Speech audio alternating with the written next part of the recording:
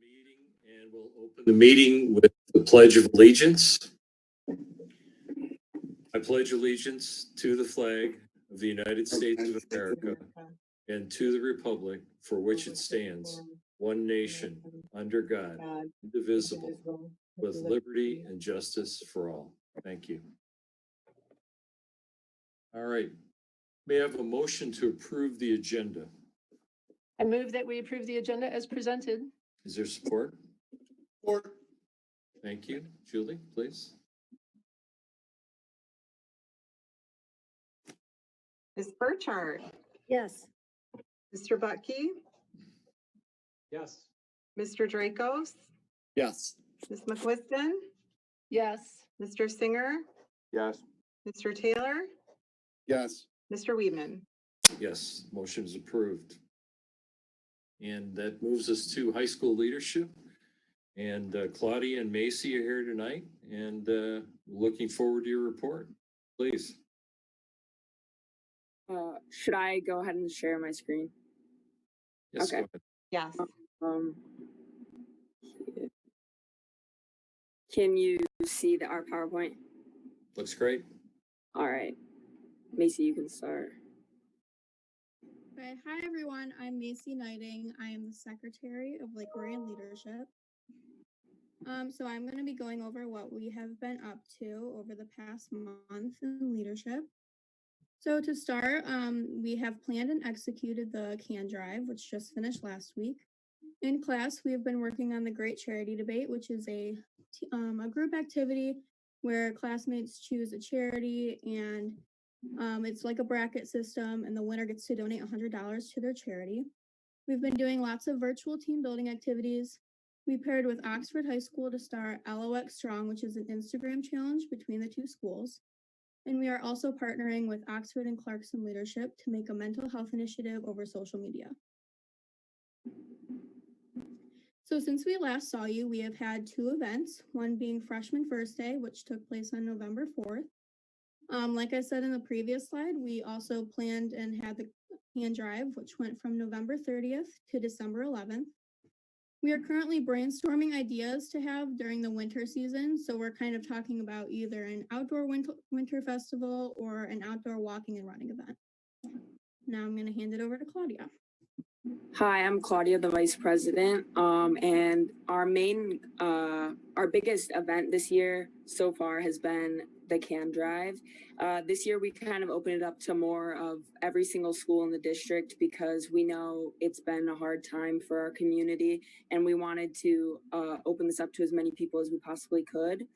In the end, we ended up getting over 13,000 cans, and half of those went to the Orion Oxford Fish Food Pantry, and the other half went to the Baldwin Center. And we had our entire class help with the organization and bringing those down. And then this last slide is just some pictures from all the cans that we have. We organized the entire auditorium lobby into boxes. It was basically packed full, and yeah, that's about it.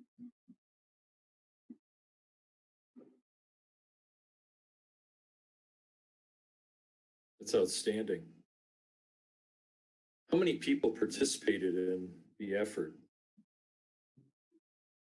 So we had, like, throughout the 2 weeks that we had the CAN Drive, we had a couple kids each day volunteering with receiving cans and then like writing names down so we could log service hours.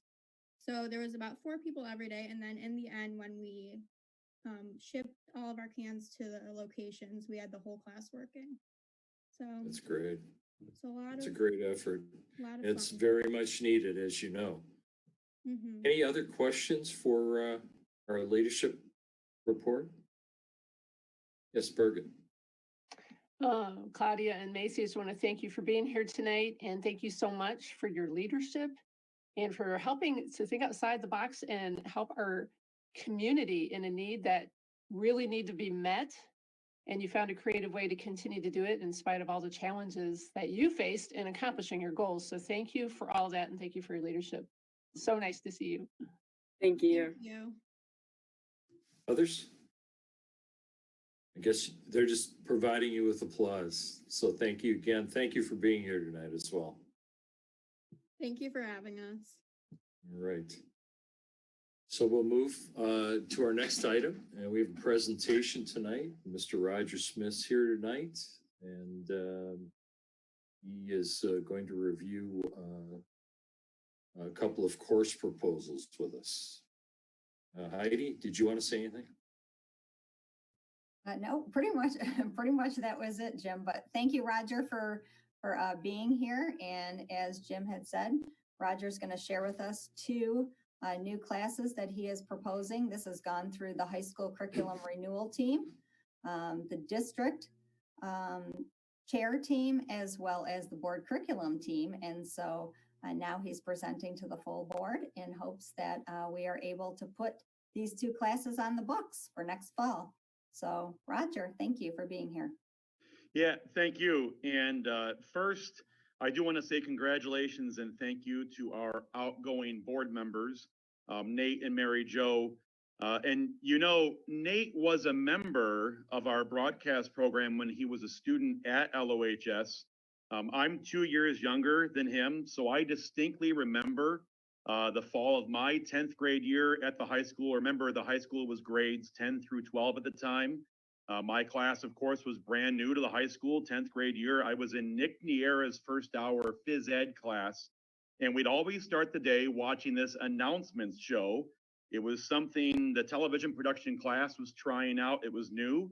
The show was called LOAM, and who knew at that moment that I'd be the one to lead that program down the road. But one of the regular anchors we'd always see on that show was a senior named Nathan Butke. He was the big shot on campus, and wow, boy, we all wanted to be just like him.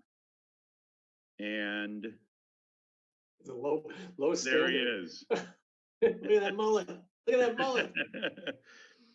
Nate, you'll be happy to know that since you know you're at the end of your term as a board member, I'll be posting the last show that you anchored.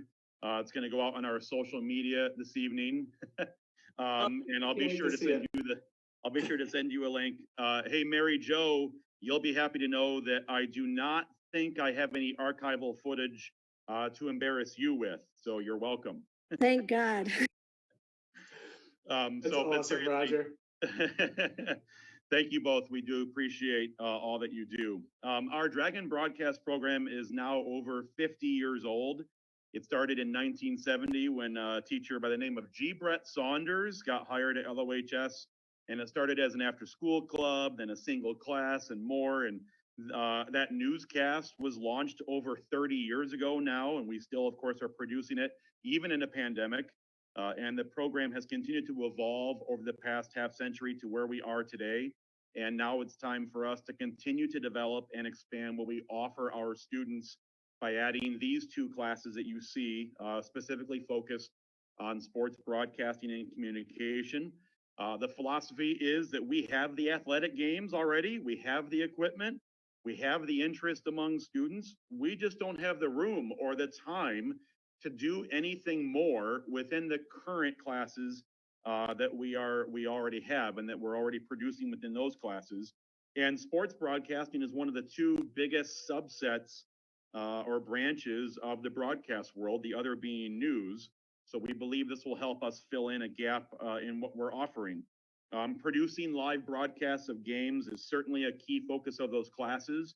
We already do that with our varsity class, our varsity games to a degree, but this will even let us do even more. And that's not all the classes would be about.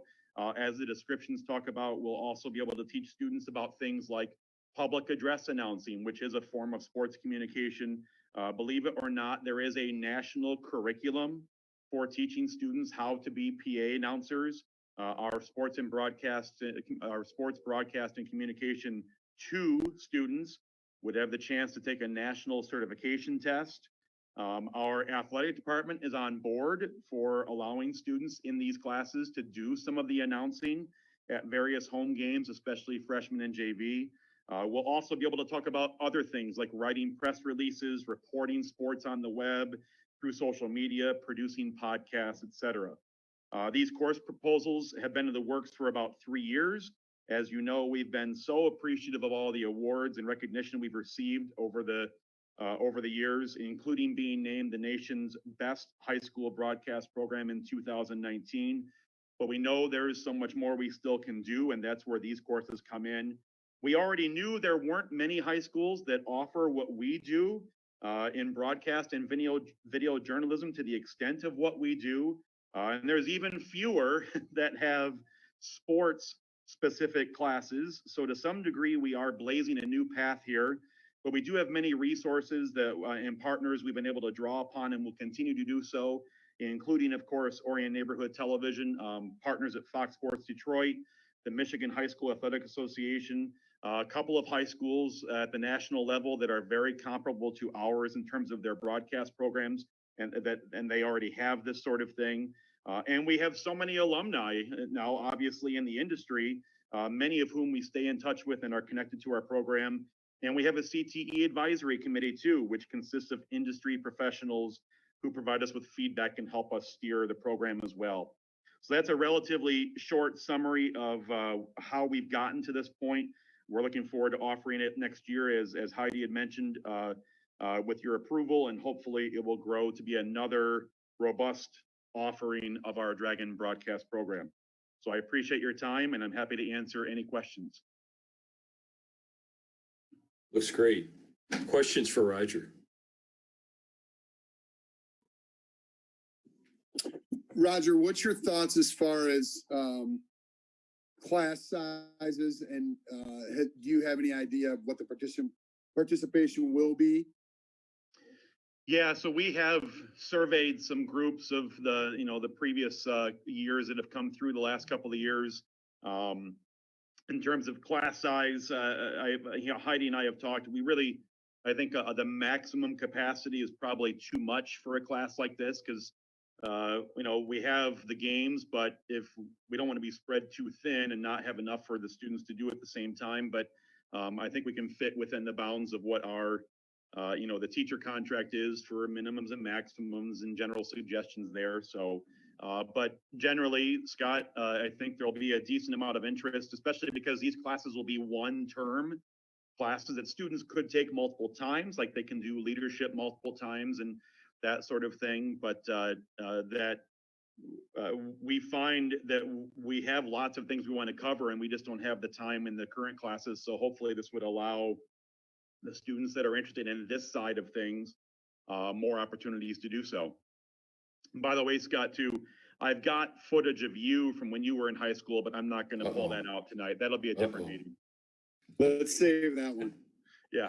Well, I'm glad there's some excitement. That's kind of what I was getting at is it seems like there would be a need, just having been around the sports programs the past 5 or 6 years and seeing the involvement even at the middle school level of the kids running the scoreboards and doing the scorebook. And I think it would just be awesome if they go that next step. So good work. Yeah, thanks. It's the advent of live streaming, which has just become huge the past 5 or 6 years and so easy now. And that's really been a big factor in allowing this to be possible for us to stream more and more so easily. Other questions? I think Birgit, you had a question? So yeah, not so much questions as comments. And I appreciate your time tonight, Roger. And this excites me. It excited me when Heidi brought it to the curriculum committee. What's so impressive to me about this is how well, you know the program and what the students are looking for, because we all know students drive not the curriculum, but the course offerings. And the work that you went in through in this to get input, who else was consulted in the creation of this course? Your list is so impressive. I mean, you wouldn't just go local or within the state. You have nationwide. You had people put input into this course, and it leads me to believe that aside from how stellar your program already is and how exemplary it is, that this is going to probably be something other districts mimic. Yeah, thank you. No, like I was trying to look for curriculum, a guide, how do we figure this class out? And so I was searching, and there's only a couple schools that do it that I think of, but they're the one school I mentioned that in paperwork, Rampart in Colorado, They were named the best high school broadcast program in the country in 2018. And then we were the ones that, so I kind of connected with him anyway, because, hey, wow, let me see what his program offers and that sort of thing. And then turned out his structure is very similar to ours. And he launched this kind of class about 3 or 4 years ago. So he's kind of gone through a little bit of the struggles already and saved me some of the headache. But those couple of schools that I mentioned have been helpful because there's not a, there's not a core curriculum for this sort of thing. So we've had to blaze the path a little bit on ourselves, by ourselves. Other questions for Roger? Yes, Jake, please. Question about instructors, because of the number of course offering, the number of sections you might need to offer. Are we good for having, you and I think Mrs. Schrock also teaches, is it potentially where we're going to need to train other teachers or to meet the need of these courses?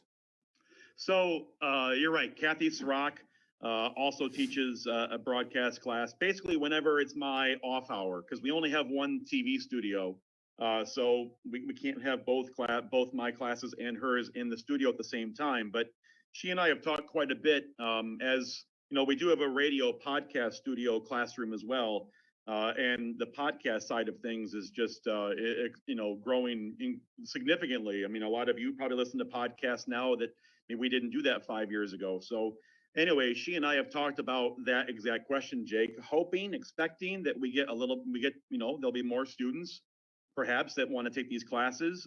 Right now, broadcasting is 1/4 of her schedule and it's my full schedule, but she is certified to do these classes as well. So we expect, if anything, the net result perhaps would be an increase to her schedule of more broadcast classes. And going back to what I said about we only have one TV studio, well, this sports broadcasting communication class probably doesn't have to meet in the TV studio many times because they wouldn't be using equipment until after school.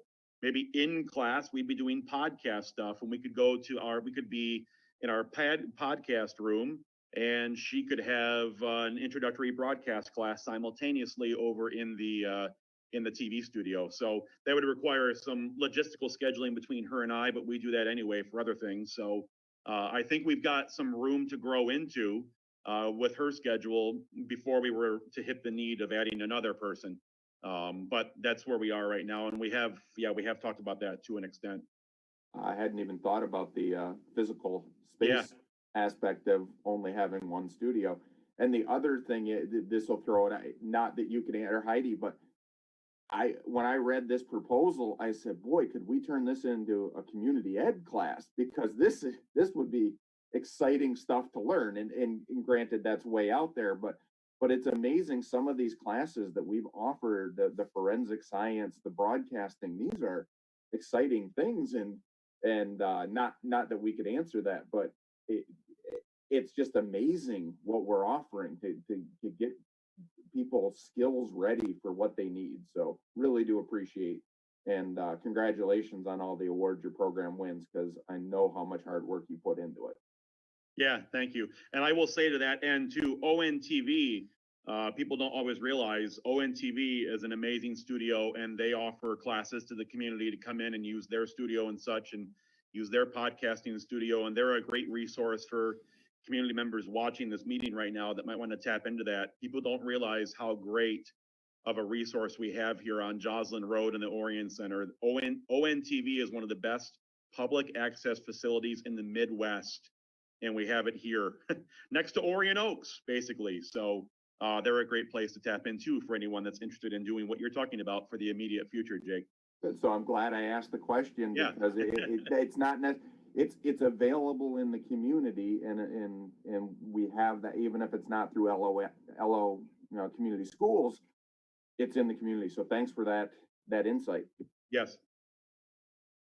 Others? All right, Roger, thank you for adding another facet to your already ultra successful program, and we'll be looking forward to hearing more about this as you roll it out. Great, thank you. Have a good holiday, everyone. Same to you. Thank you, Roger. Take care. All right. So we will move ahead to our communications update. And Thank you, Mark? Jim. Thanks, Jim. Basically, you know, the things that we've been working on really these last couple weeks is trying to share what's happening in the remote learning space with the community. I've been popping into, normally I can go into regular classes and share things physically, and now I'm able to do it remotely. And I've been at all different levels, going into classes and kind of sharing what's happening in those classes with posts on our website. So definitely, hopefully everyone can go on and see some of those that have been happening and the different things that are going on there. In terms of beyond that, been helping Heidi with the bond stuff a little bit. We got some great pictures last week of the ECC. So if you want to go on our bond website, you can definitely see all the progress is being made. I'm sure Heidi will talk about that more, but it's really been it's really dramatic. And so that's really exciting. And for the most part, you know, that's what's going on with communications. So any questions? All right. Questions for Mark? All right. Thank you, Mark. Appreciate it. So we'll move forward to public participation. And Julie? I would ask, we've got 2 attendees following us live right now in webinar. So if you're interested in making public comment, please raise your hand. And it looks like I have a Beth. I'm not sure if I'm going to pronounce your name right, Featon or Fighton from Oakland University. So I'm going to promote her to panelist.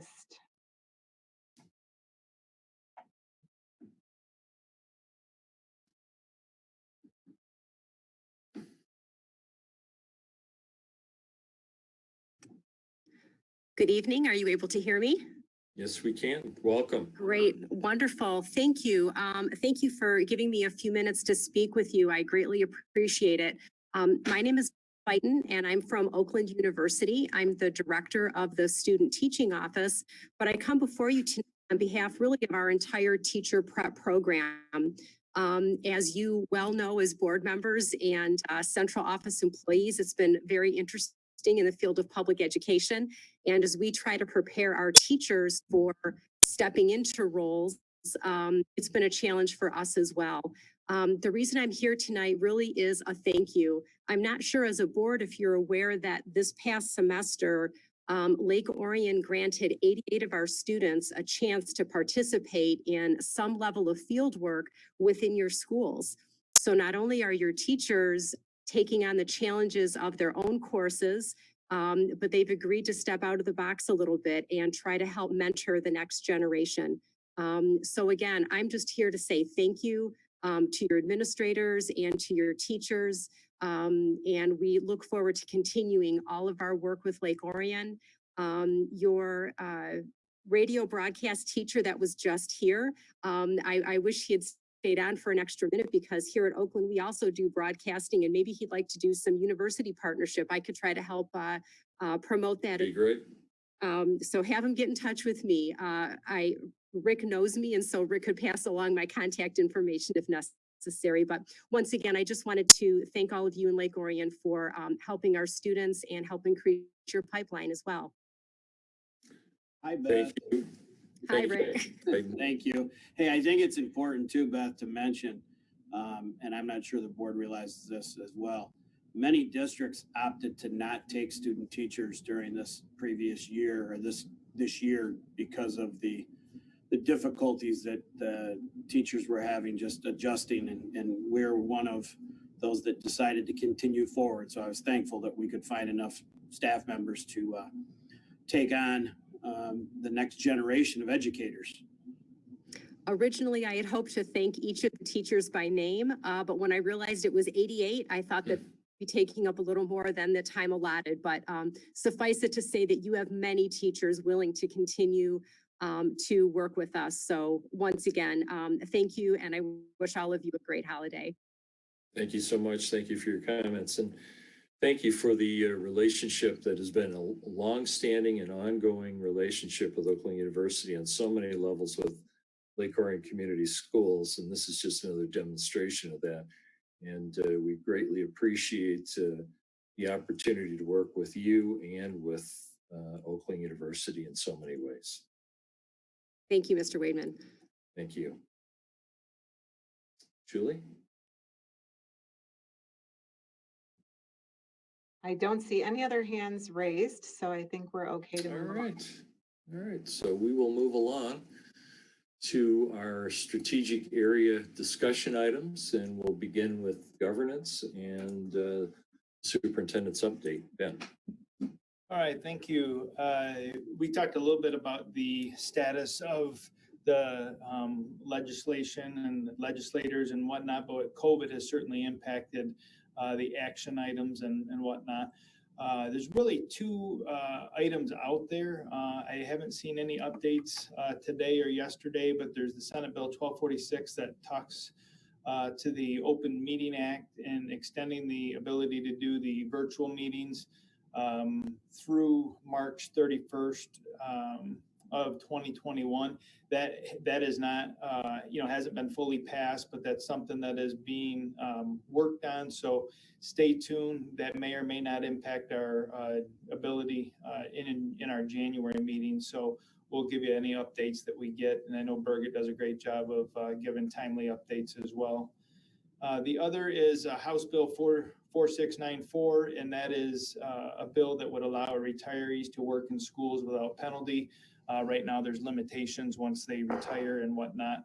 But because of the shortage of subs, they are trying to come up with some different ways to allow people that are qualified to work with our students. That certainly would be advantageous to school districts, because certainly our retired teachers understand what's necessary to have successful instruction. So we'd love to be able to get some of them back into the workforce. So we'll continue to watch that closely. That's what I have for the legislative update. Are there any questions regarding those two? Okay.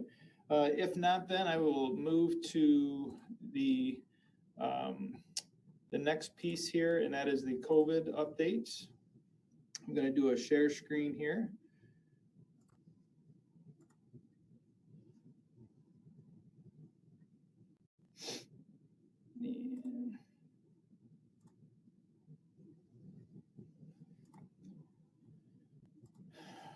Okay, so I'm going to work my way through this, and a lot of this is going to be review. I did just want to share that as we go through this on a monthly basis. There are some slides that I continue to have on there just as quick reminders. So I will, like I said, work through some of this quickly. We will be asking you this evening to certify our December plan when we get to the action items. And we will also be talking about what our plans will be moving forward effective January 19th when we are slated to bring students back to in-person. I think it's really important to emphasize that we as an administrative team, we as educators really want to be able to bring kids back into in-person instruction as soon as possible, but we want to make sure that it is a safe environment. Just a couple reminders on this slide. This is the information that we've been using and will continue to use for our decision making. The second bullet point there, LOCS experiences. I'll talk a little bit about what we've learned with our in-person instruction and how we plan to improve it moving forward. I want to also mention the district boundaries, the information on the district boundaries. That is all on the website, but that is very important because that is our community. And certainly everybody has probably heard on the news about vaccine progress, and time will tell what the impact will be about that. We have learned that educators are second group to get the vaccine, have the option for the vaccine. So that may accelerate, our ability to move forward. But again, only time will tell the impact of the vaccine. As far as the guiding data, I do want to mention, again, this is a slide that is shown on a monthly basis, so I won't spend a lot of time on it, but I do want to mention that with the OCHD weekly guidance, we continue to have a great partnership. They did do some updates, and we do have that on our website now, effective December 7th. So if you haven't looked recently about the quarantines and some of the different guidance, I would encourage you to get to the website and take a look at that. We did update on December 7th. MDHHS put out some different guidance for quarantines. So there is the option for school districts to change the quarantine timeframe to 10 days with some stipulations. That's 10 days if the person has no symptoms. And then you need to continue to monitor that person to make sure that, no symptoms come about. My understanding is that the days 11 through 14, there is less than a 5% chance of transmission in those days. And that's, I think, the motivation behind the CDC change in the recommendation that our state has moved forward with as well. I also want to mention, it's going to continue to be important, the testing results, the amount of time that it takes for test results to come back. Oakland County Health Division tells us that it is improving. They have opened up, some other centers, so that certainly will help. And really a big key, down here, this is the district COVID data per 10,000 that we talk about, that we get on a weekly basis. This green here, just as a reminder, that is where the district was when we went to in-person instruction. And then this 65.4 is really where the data was when we decided to move to remote.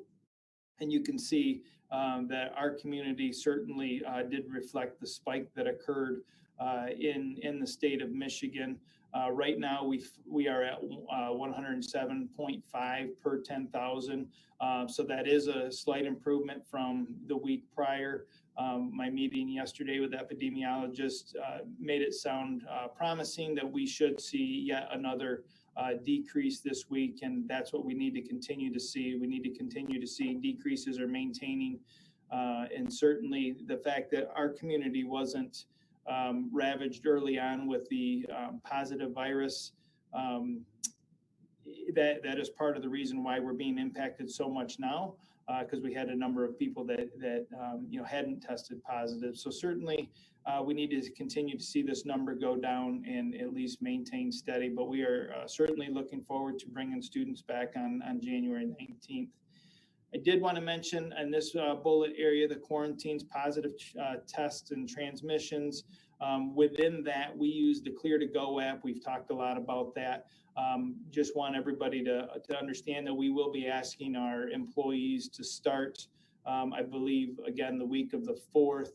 We're going to be communicating out that we're going to have our staff start doing the Clear to Go app again, so that we have a solid understanding of who is and isn't being impacted by positive tests and quarantines and whatnot. So as we get closer to that January 19th day, we can plan accordingly.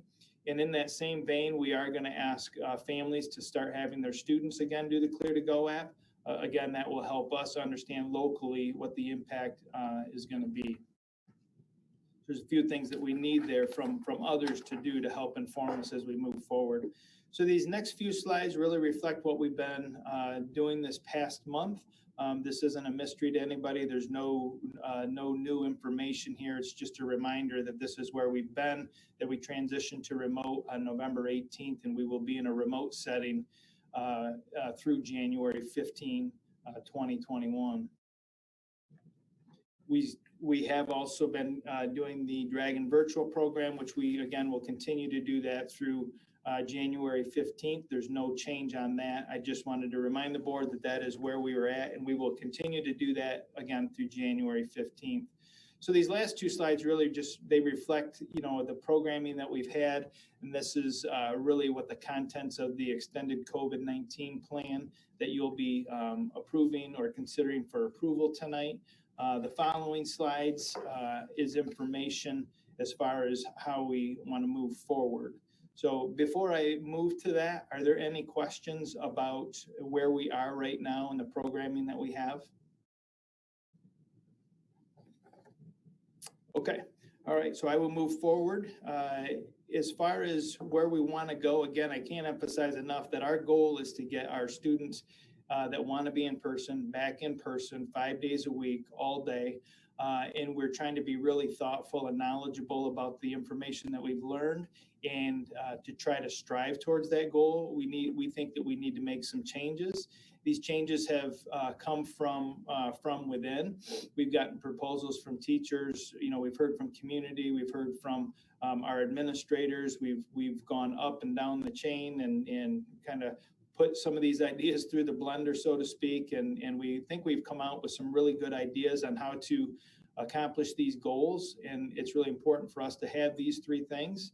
We want to have the safe and healthy environments, obviously, and we want to really be able to provide the consistent and continuous in-person learning for those that want in-person learning. And in order to do that, we need to really minimize the contacts. And we recognize, and you'll see that we have some strategies and some planning that we're putting into place that will help so that we don't have the issues of having to switch to remote by classrooms, schools and districts like we've had to do, and so many districts have had to do across our county. So as far as our changes, we're looking at effective January 19th. So again, we will continue our plans through the 15th of what we talked about. These are the ideas, the proposal that we're looking at effective January 19th when we bring our students back to in person. We have learned in our elementaries that the lunchtime really created some exposure issues. So we are going to address that in the plan that I'm going to propose to you this evening. We also learned that the specials instruction created exposure issues where we had one individual teacher that was going to multiple classrooms. And as you can, kind of visualize that, if that person is positive, then they have now potentially transmitted and caused a quarantine issue for each of the classrooms that they educated during that day. We have staff associates that are extremely valuable to our operations, and those staff associates, they work multiple lunches. When you look at a cafeteria in an elementary classroom, you'll see that, these staff associates are having to help kids, open up their bags of food and their milks, and they're getting close to them, and everybody's got their masks off because it's an eating environment. And so that really created some issues for us. And the real blessing also is that we have 80% of our families that entrust us with in-person instruction and want in-person instruction. But with that, it creates, close contact issues. So what we're looking at moving forward effective January 19th is we want to provide in-person instruction every single day with our students. And we feel the best way to do this is following. Is to have a 4-hour and 15-minute session to start, each day. So what that looks like is our early start elementaries would begin at 8:30 and they would dismiss at 12:45. But they would do this every single day. There's not an alternating day here. This is every single day. And our late starts would be 9 o'clock to 1:15. So you're looking at a 4-hour and 15-minute segment of core instruction. What we would do to continue to provide the valuable nutrition that we do as a school district is we would provide grab and go lunches, just like we had at the high school. And we also would provide breakfast. So what that would look like, I'll use a Monday, for example. Students get done with their session. They would have available to them a lunch as they get dismissed. And also they would have the ability to have a breakfast for the following day. So then they take that home, and then on the Tuesday morning, they can have the breakfast based on the food that they take home on Monday afternoon. So the students would get home with their families. In that afternoon, there then becomes a remote opportunity. They can get into their accounts and they can participate in these specialist courses that our teachers will be creating for them, as well as some of the social emotional lessons that we'll be providing asynchronously, which means that they would do that independently at a time that works best for them in their own home. So there's a lot of flexibility there for parents. They're great judges as to whether or not their children are ready to move forward. We do hear a lot about the screen time, for our elementary learners and the flexibility. I think we've provided that with this plan. Our special education students have IEPs and they have contingency learning plans, and we'll certainly continue to follow those as we educate all of our elementary students. And then recognizing that this is, a challenge for families because we are looking at a shortened day. We are going to start the SAC program back up. That's our before and after school care. And so we really think that that's going to help address, some of those concerns. And we want to make sure that word gets out that that is available because it's going to be an important element for some families. Any questions about the elementary before I move to the middle school slide? Birgit? So Ben, knowing that the after-school care will be offered and that students have the opportunity to pick up the grab-and-go lunch and breakfast, they would then be, if they're going to after-school care, they would likely be eating in the after-school care, right? Yes, yep, And certainly. that would be okay. Yeah, so one of the things that we saw as a challenge as we learned in November was the spacing, and so we would have larger spaces to be able to spread kids out, and there may be students with IEP or contingency learning plans also that would be still in the school during that point in time. But again, we'd be able to space out appropriately and be able to support them as they move forward. And the food service program is still meals provided. It's a grant funded by the federal government, right? What I think you're referring to is that there was a waiver that allowed us some flexibility from the federal government to allow access for lunches and breakfast for all students. Right. That is still in place, I believe, for the remainder of the school year. And is this something that for the sake of the food service, knowing what they're doing or how do they anticipate how many will be grabbed? Sure. Yeah, there's a lot of organizational logistics that we have been putting together behind the scenes, and those communications will be going out. In fact, there was discussion today about how they're going to do that, but families are going to be asked to, inform us in advance as to whether or not they're going to be looking for that lunch and breakfast so that we can plan accordingly. Obviously, there's going to be some flexibility and some understanding, and we're going to work through those things, but we will get those details out to families. We wanted to make sure we get these broad concepts out this evening so that families can plan and prepare. And then one more on this whole line. I appreciate the thinking outside the box with the schedule. And I have to ask, because it's on my mind as we're talking about nutrition and food in the elementary student, 4 hours and 15 minutes, basically longer by the time they've come and gone from home. Is that reasonable to expect a child to be able to do that? Because clearly we're not going to be offering them a snack, because this is the whole point, right? You're trying to avoid eating in the classroom. Right, we are avoiding the eating in the classroom for the extended period of time. We do have a strategy in place for us to be able to do snack in the elementary schools. It will look much different than what a lunchroom setting was. So we are looking to provide that. I don't know that we really want to get into the details of that, but we do feel as though it's going to be a safe environment. But you're right, that is an extended period of time, and that's the reason we feel that it would still be essential to do that, and we do feel like we can do that safely.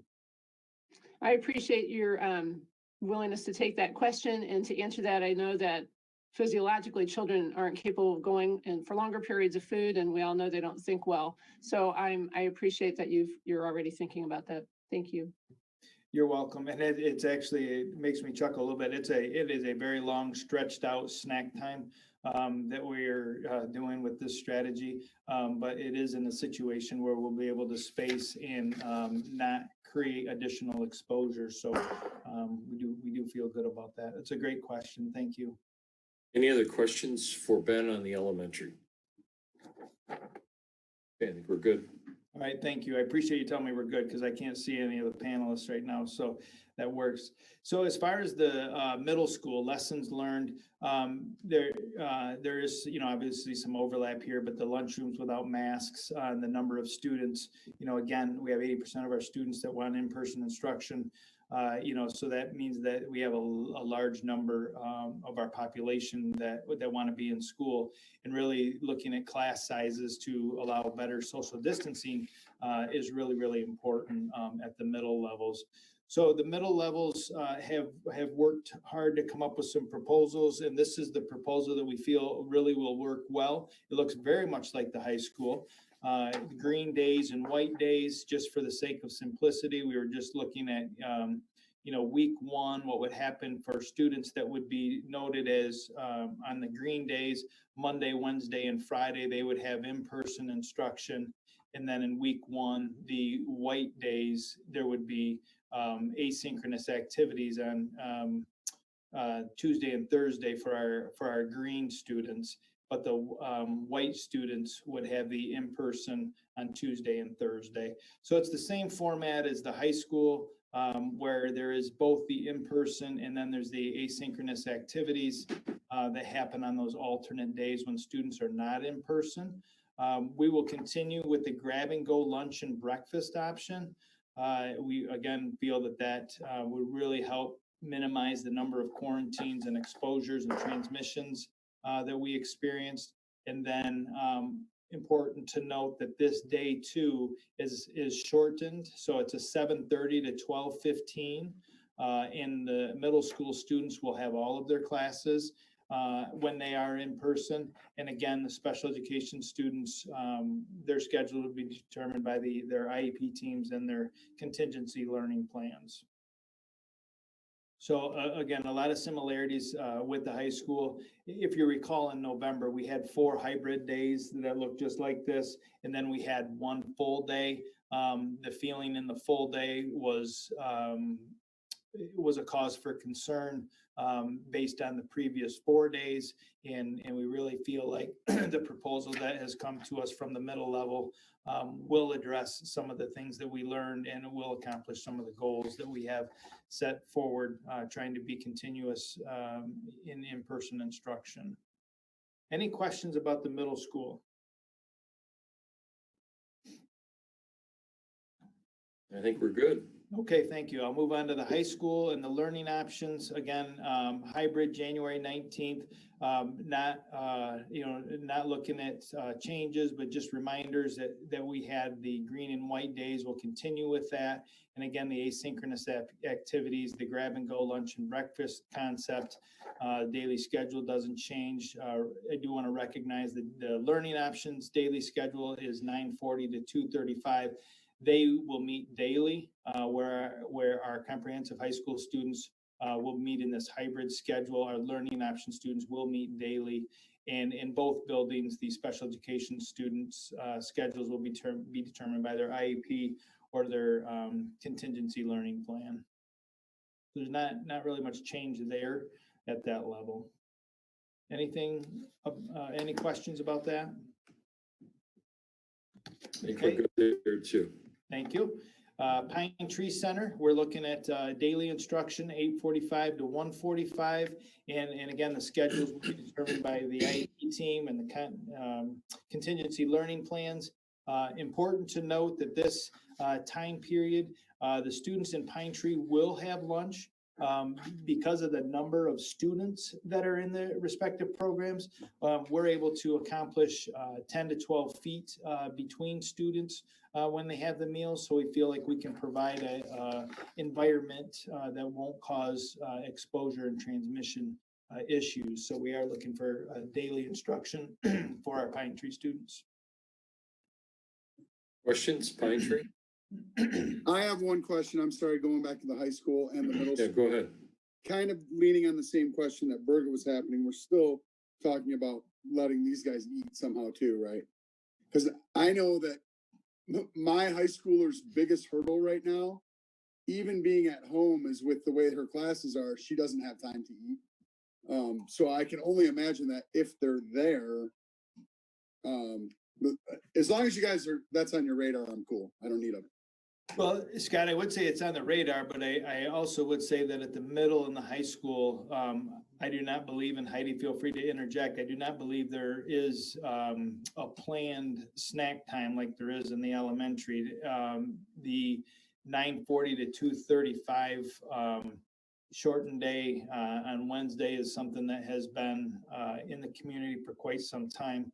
But I don't believe that there was any intentional snack time planned for the students. That doesn't mean that they wouldn't snack between classes or something like that. I guess I can't say that they would never do that, but Heidi, I don't know if you have anything to add with that, your knowledge with the discussions. Yeah, it is not scheduled like elementary is, a scheduled snack time throughout the day. Really, when you look at it, I mean, I could see your concern, especially at the middle level, because they are, coming in a little bit earlier, and that's definitely something we're gonna have to, keep an eye on. But that is where we are right now, but thank you for surfacing that. Birgit surfaced it. I was just repeating it.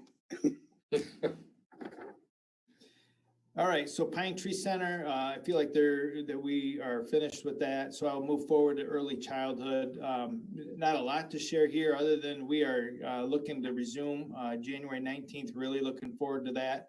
And then also just a reminder that the SAC will be available at each of the elementaries starting January 19th, and our early childhood program is the one that basically staffs that, and that is how we would register, and we would be communicating out to families how they register their children if they're interested in that program.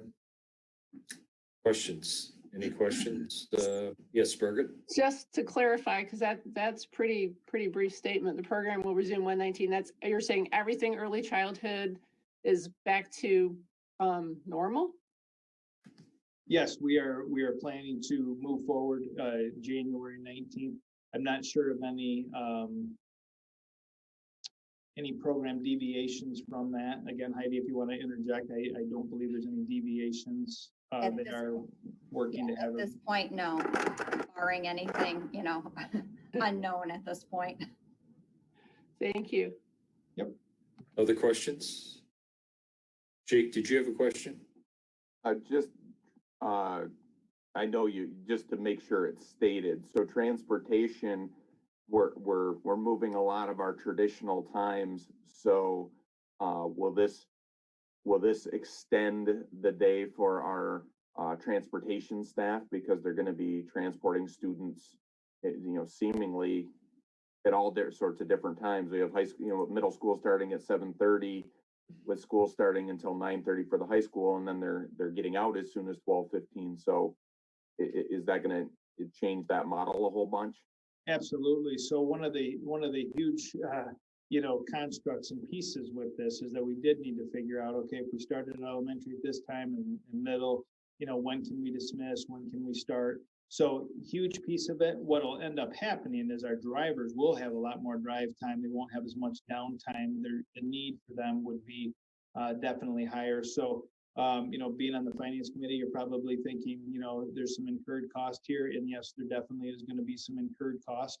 But we do know that it's cost that is important to incur so that we can get our students back to in person as much as possible. And how about the loading on buses? I mean, we had the chance for a few weeks to do, at least 1 week, we had all the levels running at the same time. Was that successful in terms of, the head count and spacing and such things on our buses? One of the things that we really worked hard to try to do, and we had some time to do it when we switched to remote, but the creation of the seating charts was really important for us. Families were awesome about doing the Clear to Go app. And so that's all part of getting on the buses. So there definitely were some learning points, and I know that transportation worked through some of those items, but we did feel pretty good about where we were at with transportation. And again, there were not as many kids on a school bus that you normally would have during a normal year. But as the time went on in elementary, we started to pick up more and more ridership as families get more comfortable and whatnot. So yeah, the spacing was something that was intentional with the seating charts and that. The community is going to see buses all day long. Once we get started, as you can see, they're going to be dropping, picking regularly. So, but yes. And if I could just make a couple of comments to Jake's question. We will not see a significant increase in hours. What we've done is just reduce the time in between, the dead time, if you would, where they would make morning runs. They would have a 2 to 3 hour window where they would leave, go home, do things, and come back and do their afternoon runs. So we haven't increased the number of routes or changed the amount of time of the routes. What we've done is shrink the time in between.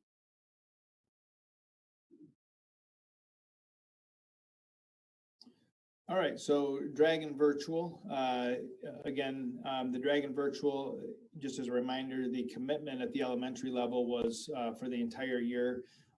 Those students who are currently enrolled in DragonVirtual at the secondary level will have their selection window for second semester will be January 4th through January 8th. So they have a 1 week window. And we tried to make that as late as possible and still be able to schedule. And so that's why we're doing it when we're doing it. It'd be easier and better for us as a school district to do it before the winter break because it gives us more time to, manipulate schedules and everything. But we felt by doing this the week after, it would be better for families that are looking at COVID data and exposure issues and whatnot. So that's why we are doing it when we are doing it. And again, that's for students that are in DragonVirtual, their choice. At the secondary level, it is their choice as to whether they want to maintain DragonVirtual or if they want to participate in the in-person option for second semester. The choice that they make is for the entire semester. And as far as the DragonVirtual, we will continue to use the Edgenuity platform at the high school. And one of the things, we have learned some things, and some of the families that have chosen it have recognized what asynchronous learning or the differences between asynchronous learning and in-person and the remote. And there is a stark difference. Is families are adjusting to the style of curriculum, the type of curriculum that the Edgenuity platform offers. What we are going to have all of our students do that are in the DragonVirtual in the second semester, they're all going to be assigned the module for Edgenuity orientation, which is important for them for managing the program and some strategies. But a few of our teachers are putting together a podcast that we're going to also make a required assignment for all the DragonVirtuals. And in that is they're going to be addressing what are some successful skills if you're going to be in an online setup, an online program, because the skills that are necessary for in-person instruction and sitting in a classroom and note taking and things like that is definitely different than an online experience. And so students, haven't always transferred those skills successful because they don't work in a virtual environment like they would in an in-person environment. So we have a couple teachers who will have put together I think it's 10-minute podcast, somewhat humorous. It'll be an easy watch and kind of get the message across to students about some little things they can do to be successful. And we'll certainly continue to provide a mentor for those classes. And I can't emphasize enough, those that are choosing the DragonVirtual, we understand and respect your, your option and your reasons for moving forward with the DragonVirtual. And we really want to be able to support families, and we need to have you reach out to us when there are challenges, to reach out to that teacher mentor, to reach out to the administrators of those buildings. They are the difference makers with our students. And we have our family school connections and our counselors, and all of our support staff is still in place for DragonVirtual students. So please make sure to reach out and ask for help if you're in the DragonVirtual program and it's not feeling the same as what your experience normally is when you're in in-person instruction. So as far as moving forward, I wanted to make sure to share these plans, this evening. I'm looking for the board to give the authority to move forward with these plans for January 19th so we can communicate to families as early as tomorrow so that they can start, looking through the options. We would communicate out the details more detail than what was in this PowerPoint, some of the how-tos and the whens and some specific dates and times, so that they can make those decisions and arrangements. I can't emphasize enough, we do recognize that this whole year has created a lot of, flexibility, angst. We're constantly trying to improve to make sure that we can provide the in-person instruction. We feel like doing what we're doing is going to get us to a consistent level of in-person instruction. And then all day, every day is what our goal is for our students who want in-person. And we're going to continue to strive for that. We're going to be looking at the data. Again, I don't have one metric that I'm looking at that says once we get to this number, I'm going to feel totally great about it. But we do need to continue to see improvements with the COVID data within the community. Our operational ability to move forward is going to be very important, but we do feel confident with us coming back on the 19th in person that we're gonna be full tilt and gonna run some successful programs, and we're gonna get all of our kids back. All right, thank you, Ben. Questions, overall questions about the plan? Mary Jo, please. Hey, Ben, I know you touched on this at the last meeting when you discussed the goal of January 19th. I've been seeing a lot of interesting things on social media about why you chose that date, but I'd like you to reiterate, why did you choose January 19th?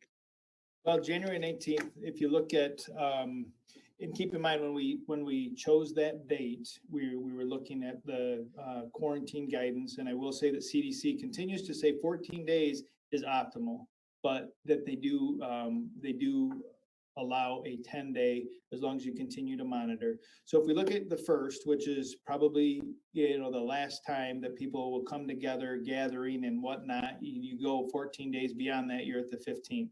The 15th is a Friday. And so that would be a logical stop point. So then you look at the following Monday, we had a scheduled day for observation of Martin Luther King Day.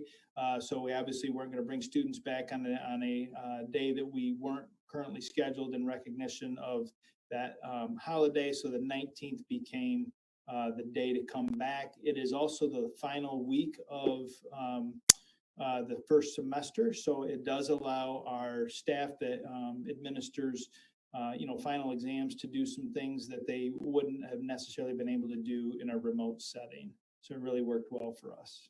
Thank you. So it has virtually nothing, well, actually nothing to do with any other political things that might be going on later in that week.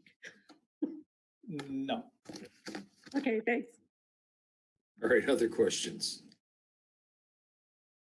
Yes, Bergen. Ben, I just want to make it clear for myself and for anybody else listening that the presentation, what you're asking for us with this new information, that's for you to move forward and allow people to plan ahead. But tonight, what we're reapproving is the current plan because that goes until your new plan begins. So in our approval, what we're required to approve every 30 days or so is still the current plan, and that's what's spelled out in our current COVID learning plan. Right. Yes. Tonight's plan will be what we approve next month, but you're preparing with families and staff and students, and that's what we'll approve then in January.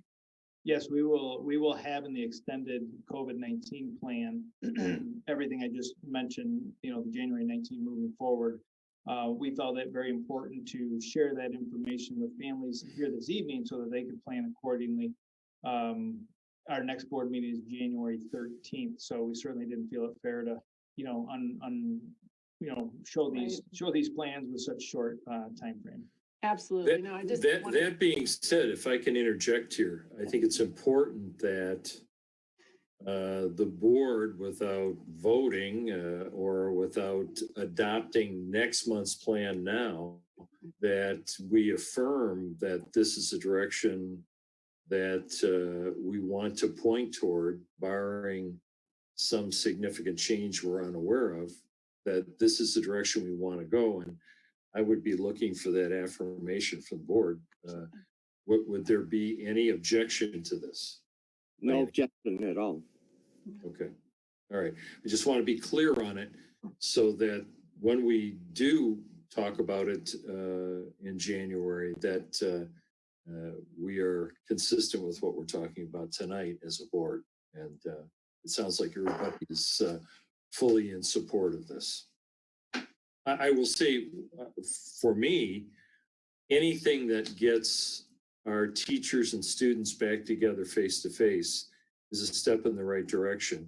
And I appreciate the creativity that's gone into this to address the pinch points and the possible problem areas, hotspots in the old plan, and address those and work around those so we can begin that process of getting back in the classroom together. So I really appreciate all the thought that's gone into this, and I know it's been a combination of work between the administration, our teachers, and even feedback from our parents. And so I think it's a great first step. Others? Okay. Thank you. So, thank you, Ben, for that. And is there anything else you want to add at this point? No, I think we've covered it well. Thank you. Okay, thank you. So we'll move on to the policy committee report, and who will handle that tonight? We didn't talk about that in the policy committee meeting. There are only a couple of brief updates. The first that we can speak to, it's the compensation. So as was mentioned in a previous board meeting, the IRS audited during the annual audit, and one of the things they focused on was board member compensation. So the policy, the bylaw that we had before called out a $599 stipend to board members, and the IRS's claim is that's not expense reimbursement for incidentals. That expense reimbursement doesn't work that way. It needs to be specifically notated. So they wanted to deem that as compensation, which because we would be employees. Under state law, board members are not allowed to be employees of the district. For example, we can't be teachers, we can't be staff associates, etc. So that's not possible. So in discussing it, the policy committee is recommending to the board to remove the compensation and make that retroactive to July 1st, 2020, because the way it was being paid was in 2 installments each year. We did get an installment for the first half of the year, but we are recommending to make this retroactive and not receive the installment. The reason being is John has been working towards a settlement with the IRS, which is only a few $100s as our slap on the wrist for this, but it takes us through the last fiscal year, June 30th, 2020.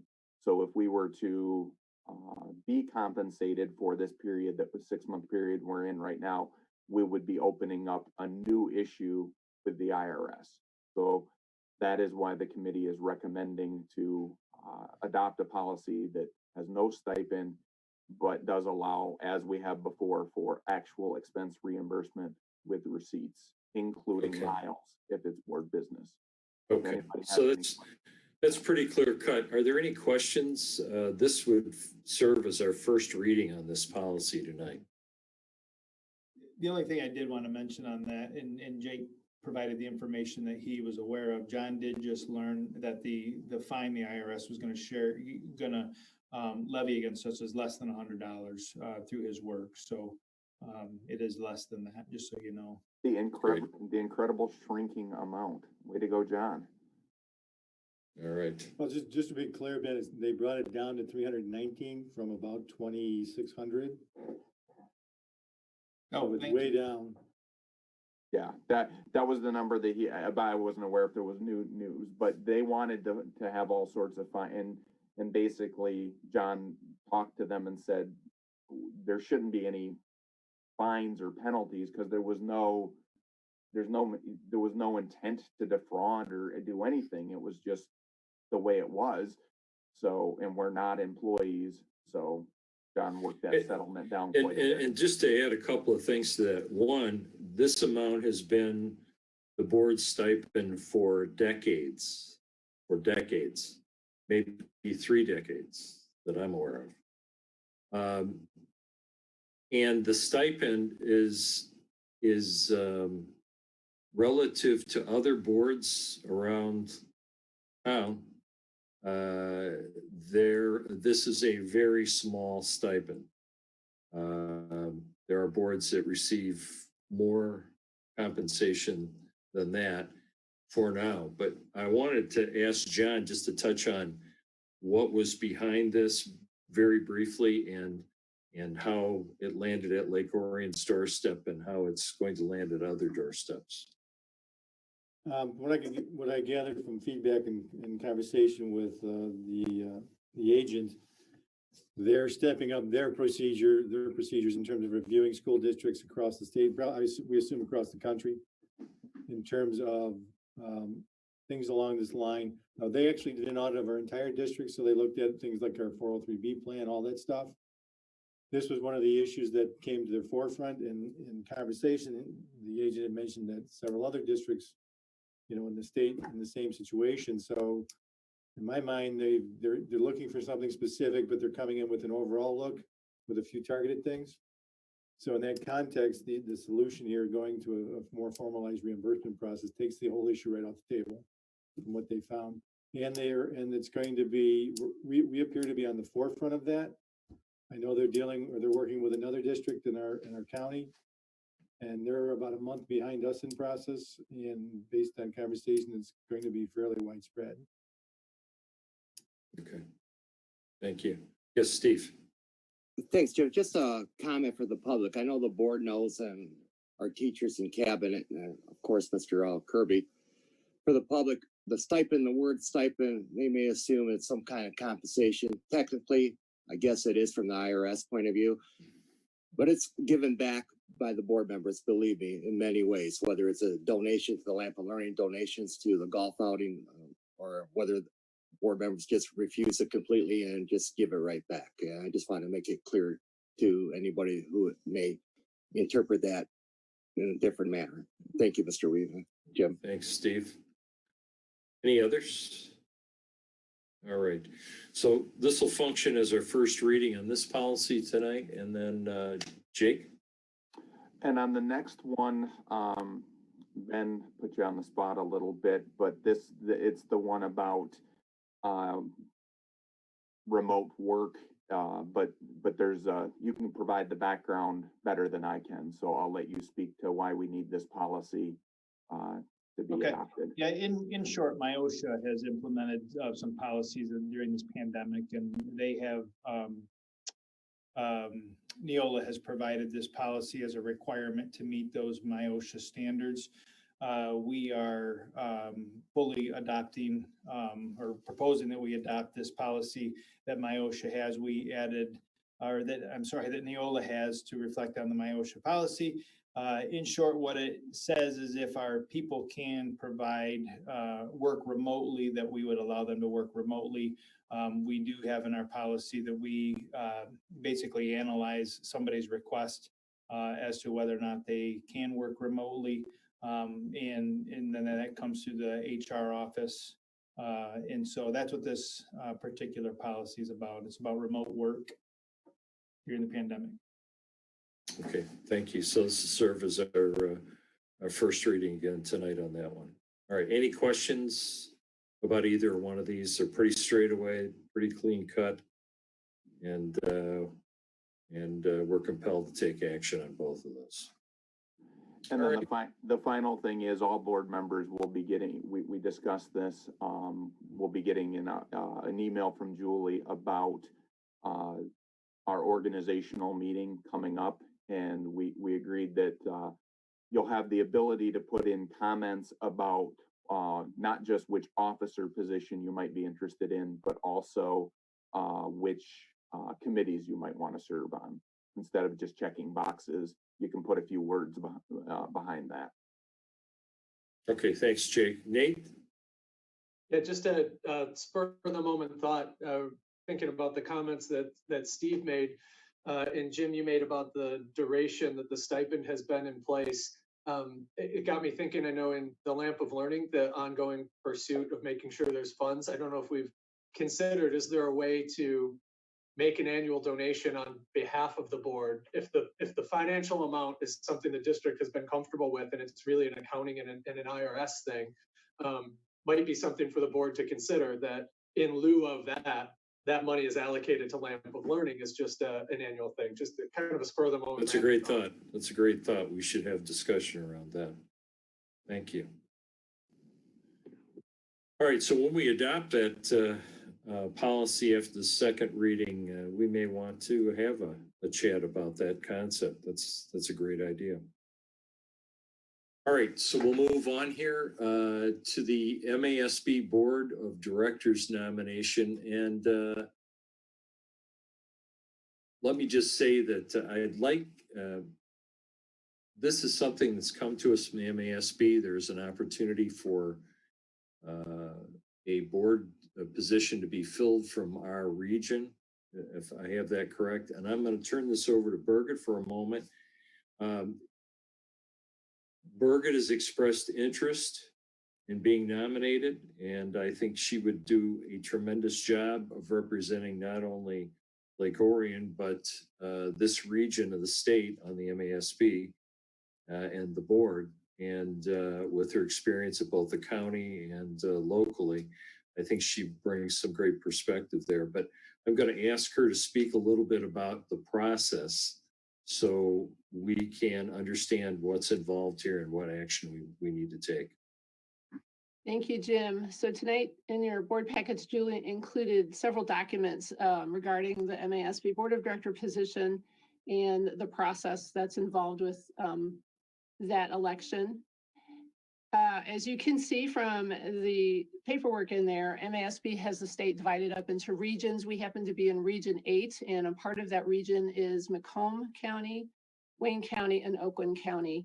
And that tri-county representation gets one representative, and the seat for that is currently up. It's been filled for several years by a person from Macomb County. As you all know, most of you on our board have supported me on this in the past, and I've learned a lot from running for that and not being successful in those endeavors at what it means to run and how political it can actually get. And so I've been encouraged by many people now from my involvement on the county level at such an in-depth level to pursue that. And it's for many reasons that I'm going for that. And I'm really after maintaining the integrity of board work in our state. I would very much like to be a voice representing our region on the MASB Board of Directors in doing that. And so I'm asking you tonight, the only way a person can move forward with the nomination is for their home board of education to nominate them. And then that nomination, Julie will help me fill out an online form that has to be submitted to the MASB Executive Director, Don Watruba, by January 13th. But that's our first board meeting next year. Right. So it has to be before that so I can have it submitted by then. So that left us with tonight. So that's why it's on tonight's agenda. So I appreciate your attention and that you would consider entertaining this for me one more time. All right. Yes, questions, Steve. Just a comment, and we're very blessed and fortunate to have Brigitte to be able to apply for this role. I know that we all would support her.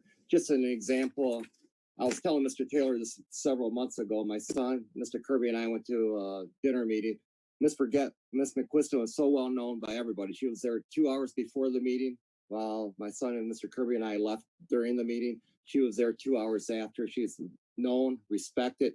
Just for her to come from Lake Orion is a big honor for our district, and I believe she'll also encourage other board members that have come on to participate. And she's a good leader and an educator. And I thank you, Brigitte.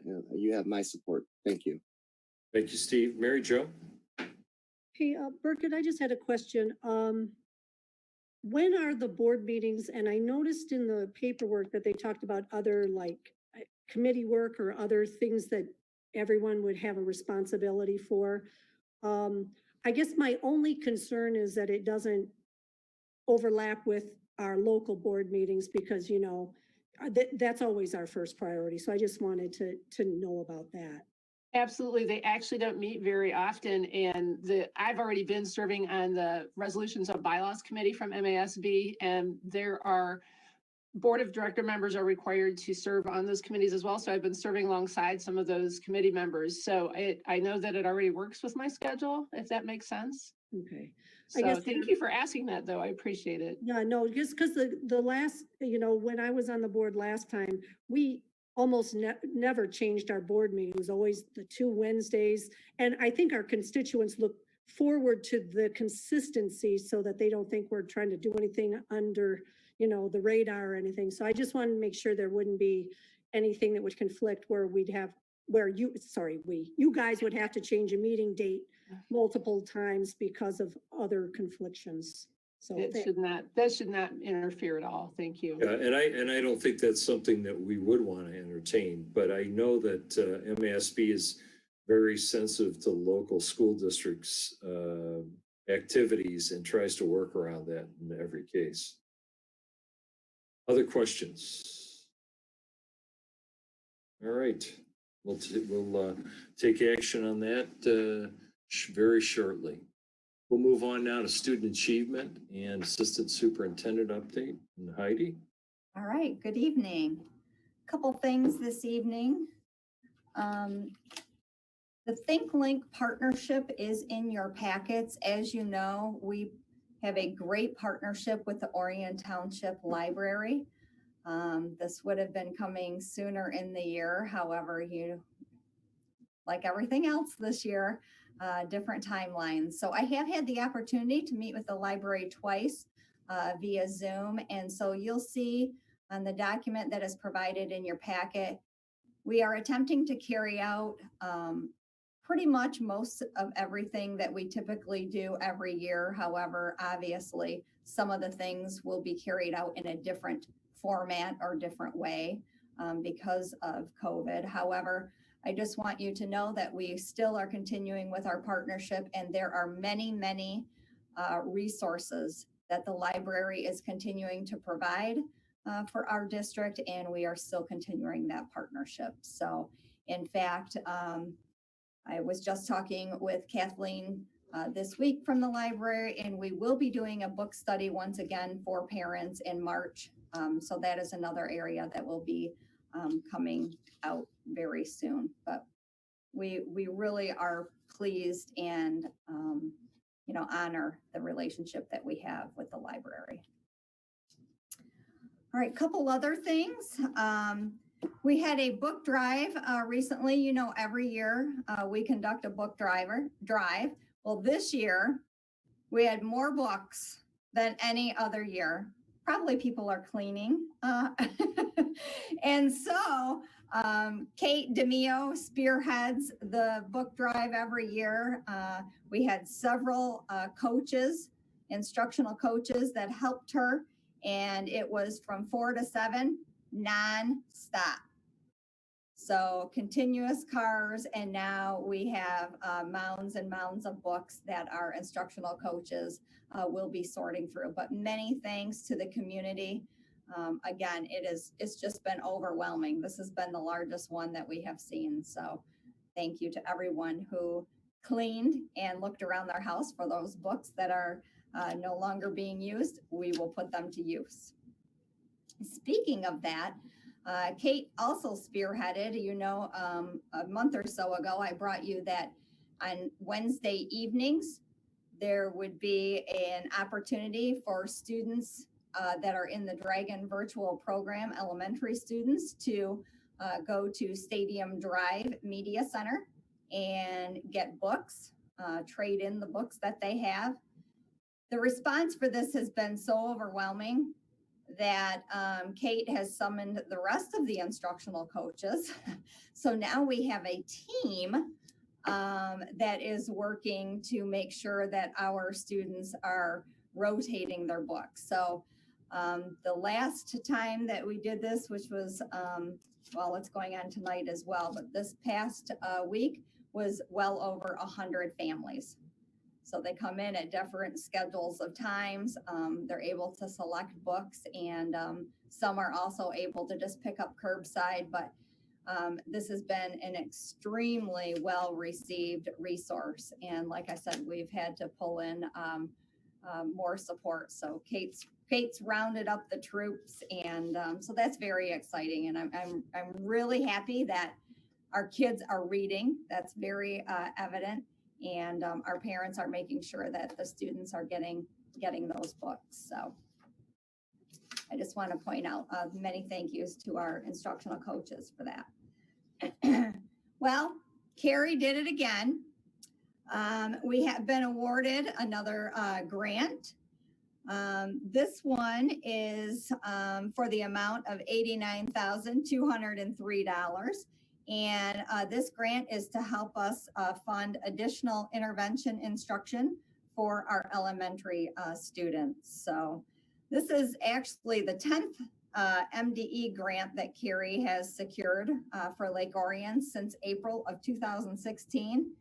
And so the total amount that she has secured thus far for the district is $660,000 and $660,000 and 45 cents.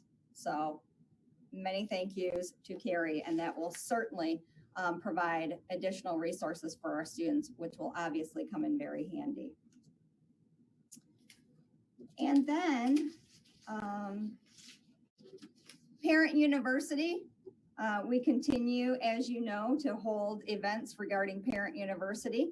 And our attendance has been sporadic. You know that we are doing it obviously virtual. So we are having, a small amount of people attend live, so to speak. However, these sessions are recorded and then posted on YouTube, which that's where we're seeing a large amount of people who are viewing the videos. So this has actually been one of those, I think, silver linings or good things that's come from the pandemic, where people are able to access this information at any time, as many times as they want. So while we're not gaining as much live experience through, virtual, we are tracking the amount of people that are actually viewing the videos. So that's been good news as well. Okay, and then switching over to Bond World. Someone had pointed out, I think it was Mark who mentioned, we recently took a tour of the Early Childhood Center. It is so exciting. It's come so far. And so we are planning for the board to have a tour sometime in February. But it was just wonderful to see paper plans actually come to fruition. So I'm really excited for you to get a tour of that building and see everything coming together. We are still on track for an fall 2021 opening. And so again, very exciting. The other thing, this next week, we will be receiving some of our secondary pilot furniture. And so we just received word this week that different shipments will be coming in over the break. And so some of our students come January 19th will be coming into classrooms of new furniture that they will be testing out for our secondary furniture pilot. And then beginning in January, we're going to kick off series 2 of the bond. And so the projects that are lined up in that series are scripts, the second part of Stadium, and then Blanche Sims. And obviously, as you know, Blanche Sims will be a very big project as it's a new build, very similar to the process that we went through for early childhood. And so right now, we are working together, design committees for those groups. Stadium, that design committee will stay on to complete their second part of the project. And then Blanche Sims Mark will be putting out some information regarding Blanche Sims Design Committee shortly after break. I will need a board member for both Scripps and Blanche Sims. So if you will think about that and let me know. Again, I'll need one for Scripps and one for Blanche Sims. And Birgit is staying on to serve on stadiums. So I think that's all I have. Yes, I'll try that again. Questions for Heidi? Yes, Scott. I'll do Blanche Sims. Somehow I had a feeling you'd want to do Blanche Sims. There you go. Birgit? Heidi, I have a question and it goes back to the Library Think Link pages. And I noticed that, and it's logical, I understand, from the Lake Orion Community Schools objectives, it's crossed out that we will add a bus stop at Orion Township Public Library on a biweekly basis for middle school students after school. I understand why that's crossed out, but can that come back again in the future? Oh, yes, this is only a 1 year, but we're not doing it this year for obvious reasons. That was typically, if you remember, we had a middle school program that we ran after school. And that was, we had several students that participated in that every week. So yes, we will be looking to do that again. It's just obviously that we can't do it this year. Just making sure. Thank you. All right, other questions for Heidi? Yes, Jake. Yeah, Heidi, the secondary furniture pilot, is that scheduled to run the entire second half of the year? Yes, the second half of the year and then beginning next fall. So okay, so the furniture, because my concern is if the students weren't for some reason not able to come back on January 19th, it wasn't like an 8-week pilot, so we were going to miss out on key evaluation time. We'll have more than enough time to get it evaluated, even if for some reason the students can't come back. Yes, because they're doing 2 pilots essentially. They're piloting 2 sets of furniture, and we'll be starting in January, going through probably spring. Again, I'm monitoring that, and then that timeline is going to be flexible depending upon exactly what you just said, Jake. How long, right? Students are really able to test it. The students are the ones that are, giving us the feedback, and obviously the ones that we're making sure that this furniture is going to work for. So, the elementary timeline did get thrown off a little bit with COVID. However, we were able to pick it back up and get right back on track. So we're really paying close attention to the secondary as well, hoping that doesn't happen, but we do have a little bit of wiggle room. But that's a key piece. And you know what, if something should happen, God forbid that, kids aren't able to test it like need be, then we would be extending the timeline. This is not a decision that we're going to rush into. Lots of money. We're going to have this furniture for a long time, so we need to get it right. Thank you for giving us the what we of course would hope to hear, because we're investing the community's money and we're going to get it right. Yep. Okay, other questions for Heidi? All right, hearing none, thank you very much. And we will move on to the curriculum committee report. And I believe the curriculum committee met last Friday. Yep, we met. Yes, that's right, Jim. We met last Friday and we discussed several things, including the new course proposal, which you all had the privilege of hearing Roger present this evening. We also heard a technology update for Carpenter and Orion Oaks, and essentially they both have received their smart boards and their audio enhancement equipment systems. Teachers have been trained on these, and other buildings will be getting the same resources during their construction periods. She also discussed with us January 18th professional development planning. Plans are in motion for a main focus on cultural diversity, along with social and emotional topics and executive functioning skills. And then she touched a little bit about looking ahead to fall of 2021. The teaching and learning department will start to plan for fall. Beginning in January, Two big projects will include a virtual program for fall 2021, along with a more robust summer program to address additional needs of students due to the pandemic. These minutes are in our consent agenda that you'll be approving, but we also acknowledged one more thing in our meeting, and it was that it was Nate and Mary Jo's last curriculum committee meeting. In fact, it was their last committee meeting. So they didn't seem very sad about it either. No tears. All right, thank you, Birgit. So we'll move on to human resources and assistant superintendent update. Rick? Yes, thank you.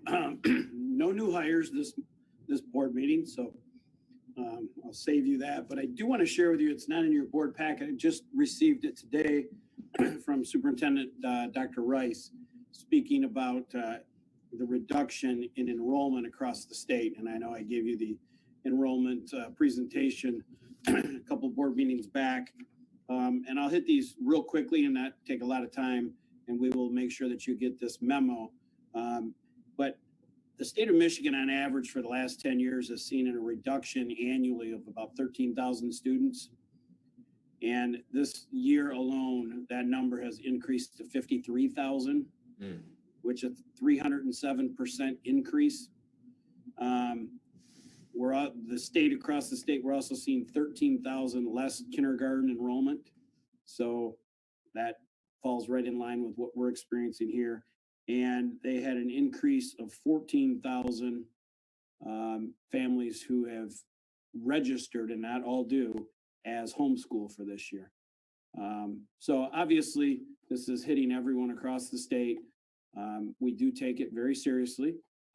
And we will continue to monitor and figure out what it is we can do to ensure that we are minimally impacted. But I just want to share those numbers with you in the community because it is a significant issue across the state.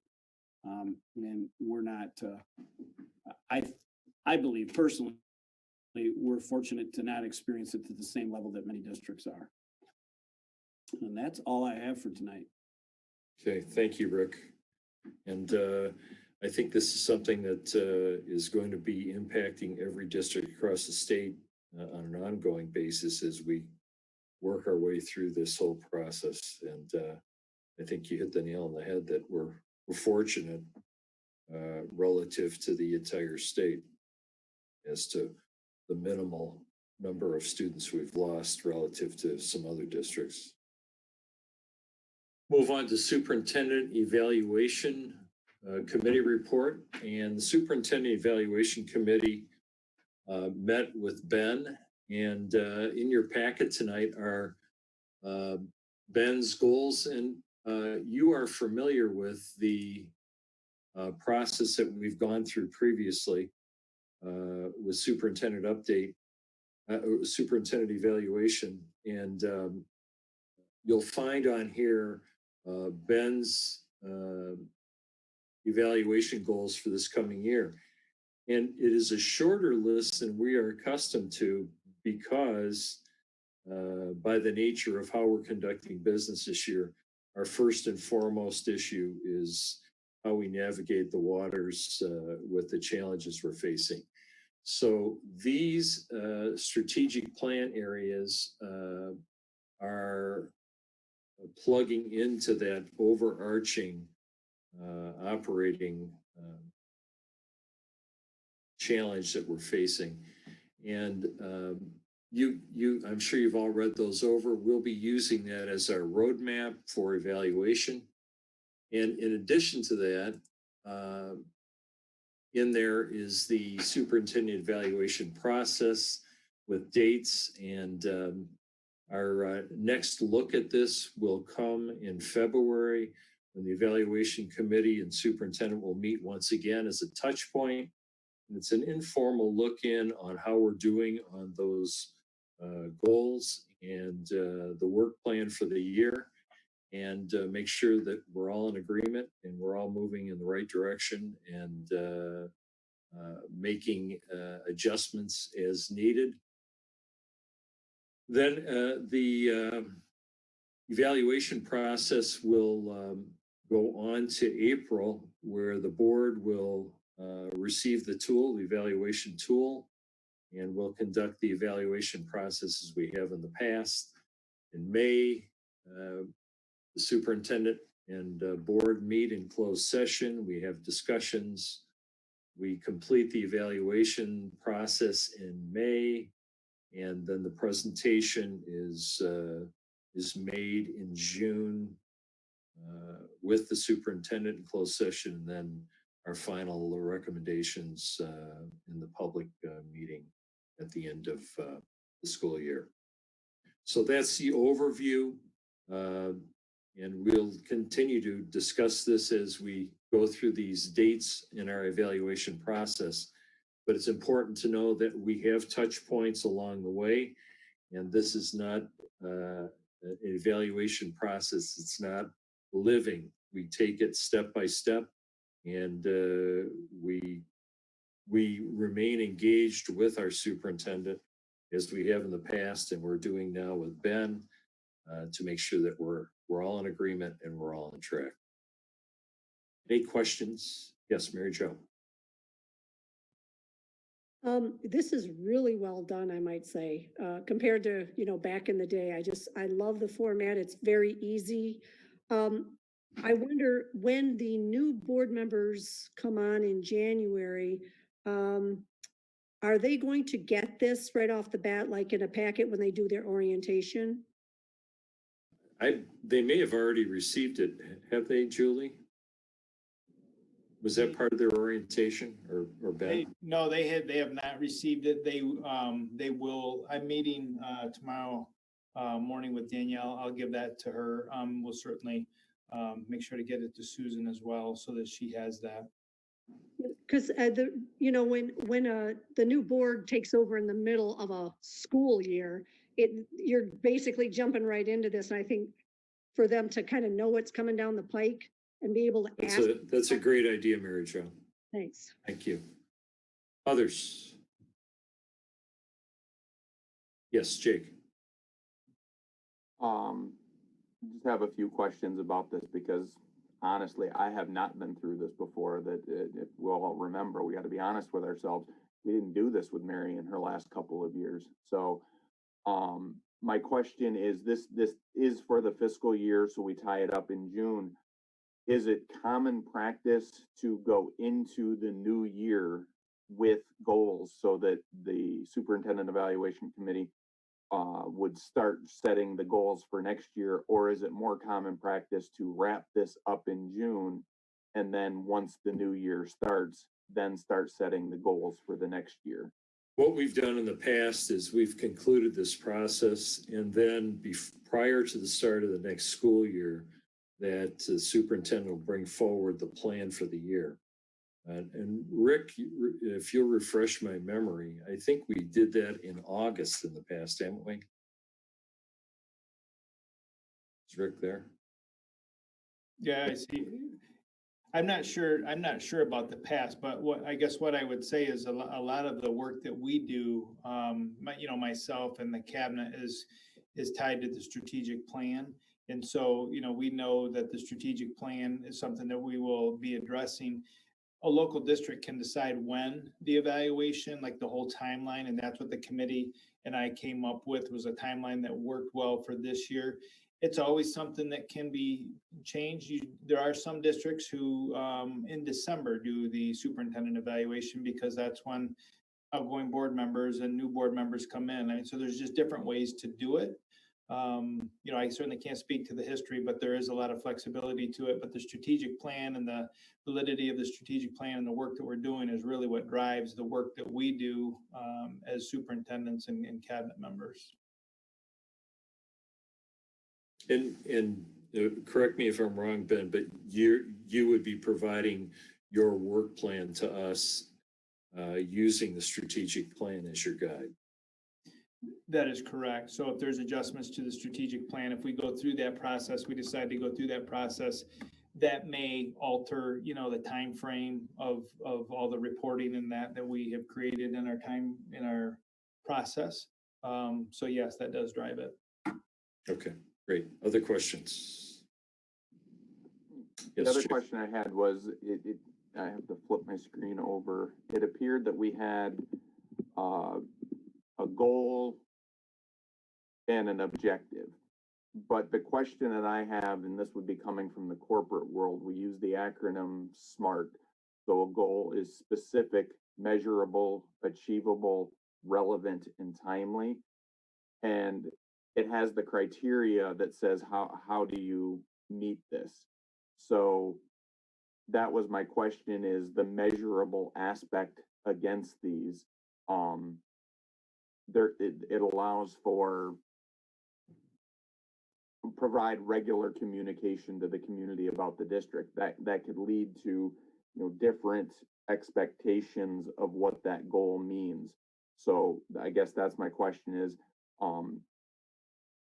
everybody on the board comfortable with the, lack of a better term, specificity of these goals?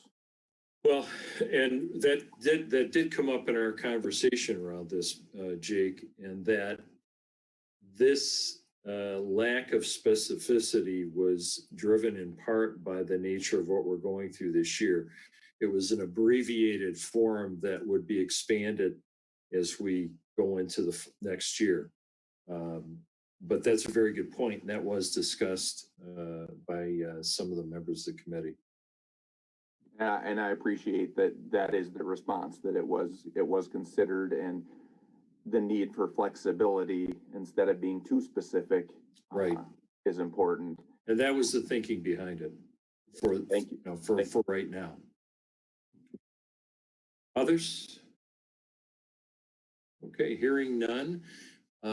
We will be back with you with updates as we move through the process, and we'll make sure that our two new board members get up to speed on the process so they're aware of how we conduct this. And I appreciate Mary Jo touching on that.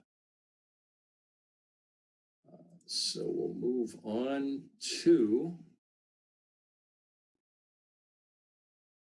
my thing jumped back here. We'll move on to business and finance and assistant superintendent update. John? Yeah, we're gonna move on to the fun stuff now. Please, on the please. agenda tonight, there's three items to review and discuss. The first is the budget amendment for this fiscal year 21. And before I go into more of the detail of what is driving the wide range of changes, I want to kind of repaint the picture of the time frame and what was going on last May, last June, when the final amendment was put together, which also drove into the adopted budget for this year, all under the umbrella of a whole lot of uncertainty coming out of the state. So from that point of view, as you know, we did approve the final amendment and for last year and the adopted budget in June of last year. And a big driver there was information related to what's known as the May, what we call the CREC. It's actually the Consensus Revenue Estimating Conference. And at that time frame, the school aid fund was showing $1 billion with a $1 billion deficit, which translated into roughly $600 or a little more than that actually, $600 plus foundation allowance cut that would be required to balance.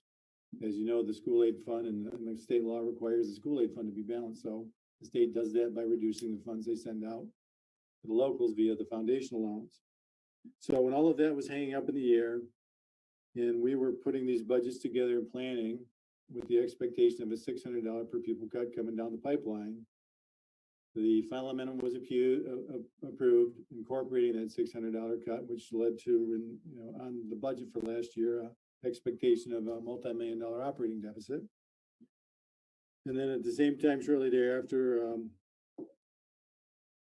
we passed the fiscal 21 adopted budget with roughly $5 million in budget reductions, balancing the cuts that we just seen hitting fiscal 21's final amendment.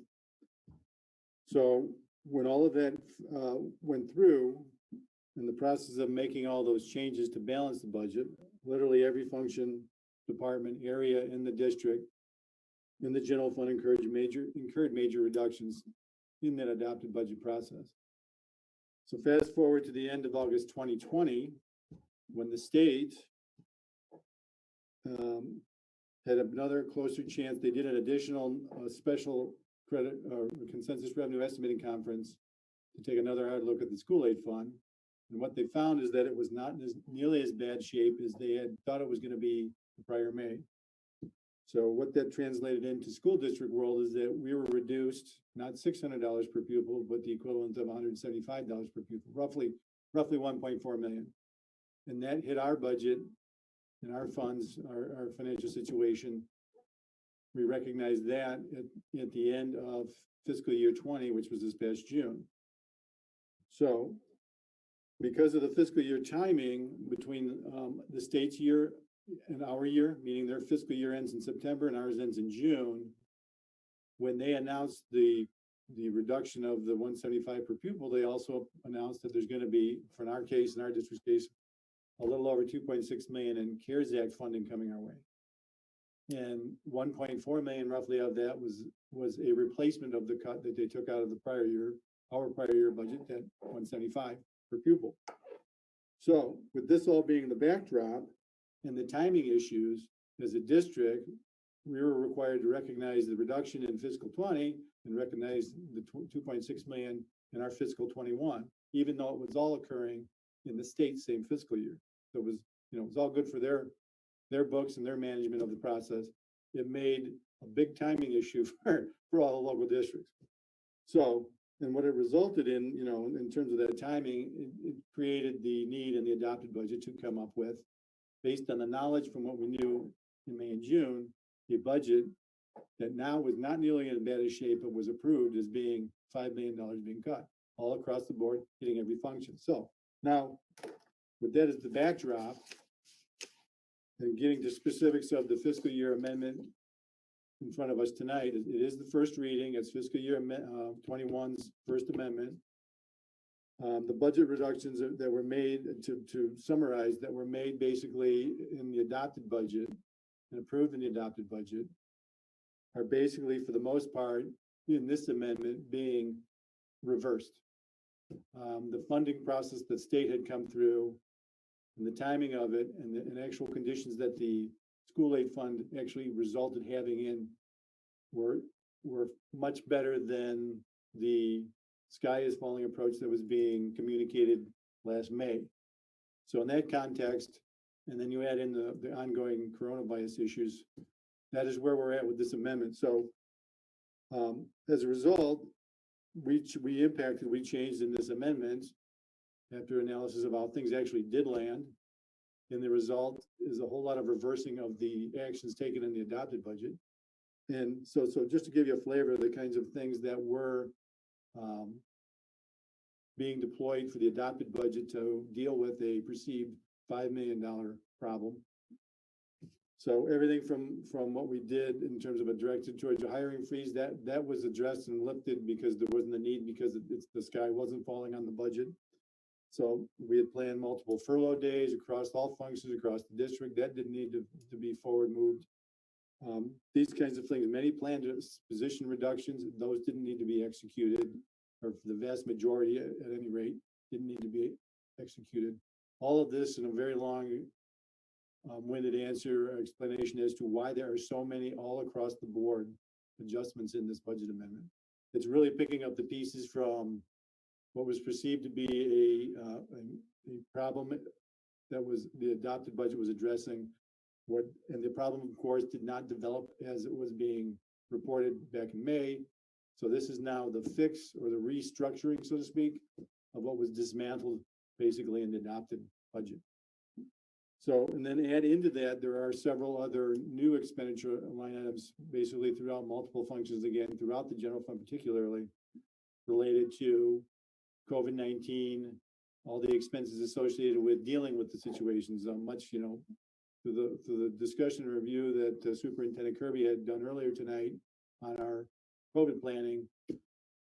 The first wave of decisions and things that were done many months ago were we needed to buy as much PPE products we could get, cleaning products, HEPA filtered machines, all those kinds of things, abilities to do multiple cleaning processes, all those things.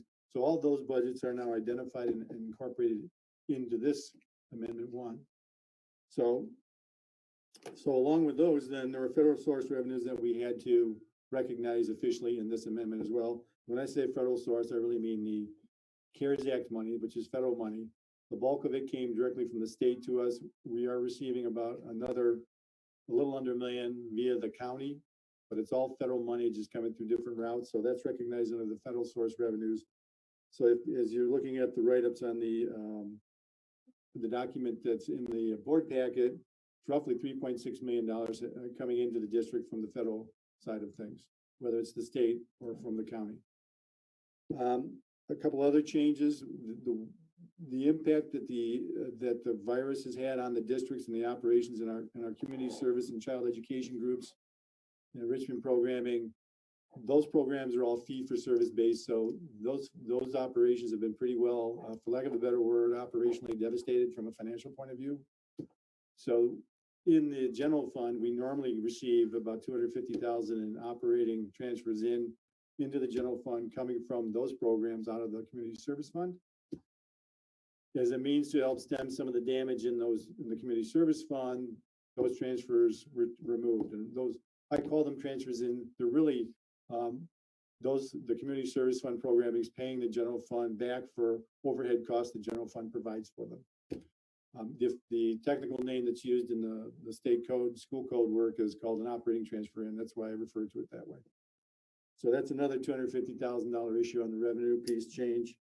And then several others, other revenue lines and some other expenditure just in general adjustments, smaller adjustments that occur normally, naturally. The one big change that did not occur in this amendment, because we weren't notified in time, so to speak, is our section 147C funding that we get from the state related to the retirement situation in the state. So that's the one that they send us the money in and then turn around and bill us for. Those changes will show up in the final amendment. That amount is increased by about $1 million from what I understand compared to last year, but it isn't in and out, so it'll have a relative net zero impact on the fund balance. So from a general fund's fund balance point of view, its budgeted fund balance was changed from a very low base start from the adopted budget to this amended budget. That again reflects the assumption of a $600 foundation allowance cut that was anticipated through the adopted budget and actually the final amendment from last year. So that actual final amendment, or this amendment, we now recognize a starting fund balance that's higher than the general fund. So therefore, the general fund's ending fund balance, after all the Amendment 1 changes are applied, lands at $8,334,299. That's roughly 9.8% of the fiscal 21 proposed budget's expenditures. So we're roughly in the same place that we started fiscal 20 at, which was a piece of the goal of some of the CARES Act funding from the way the state was trying to protect the local districts relative to the craziness and the funding associated with our coronavirus COVID world. So in that context, some specific detailed numbers, and I'll try to read these quick and just to open it up to questions. Our first the First Amendment revenue budget now will be, or is proposed to be, $86,969,798. That's got a $7.7 million increase from the adopted budget. The $7.7 million, the two biggest pieces are recognizing that the state aid itself, the $600 per pupil reduction did not occur, and that's roughly half that 7.7 million. And the other rough half is the new federal money coming in. So the 7.7 is a big number that's being changed, but it's really being driven by two big pieces. So we did the increase in local source revenues, about a $250,000 increase. That's a reflection of the what we now expect in terms of our local property operating tax by the end of fiscal year. So that's up about 250,000 on over a little over 8.4 million and change. So again, in the state source piece, the big piece was the change in the state aid, and the other operating revenue reduction of 250,000. I touched on a little earlier too. That's the piece of that's the operating transfer in that was reduced to take some pressure off the community service fund programs. So the final amendment expenditure proposed budget expenditure budget is $85,460,292. And it contains a net increase of 6.2 million, a little over 6.2 million in the total expenditure budget. Like all the federal grants, for the most part, there's an offsetting expenditure. The CARES Act different grant, it's a little bit different than the normal recognition of a federal grant because there is no one-for-one recognition because there is 1.4 million roughly built into that amount to pay back the district in this fiscal year from what was reduced last fiscal year. So in effect, it does have a roughly 1.4 million, actually the proposed budget here is a 1.5 million operating surplus in it.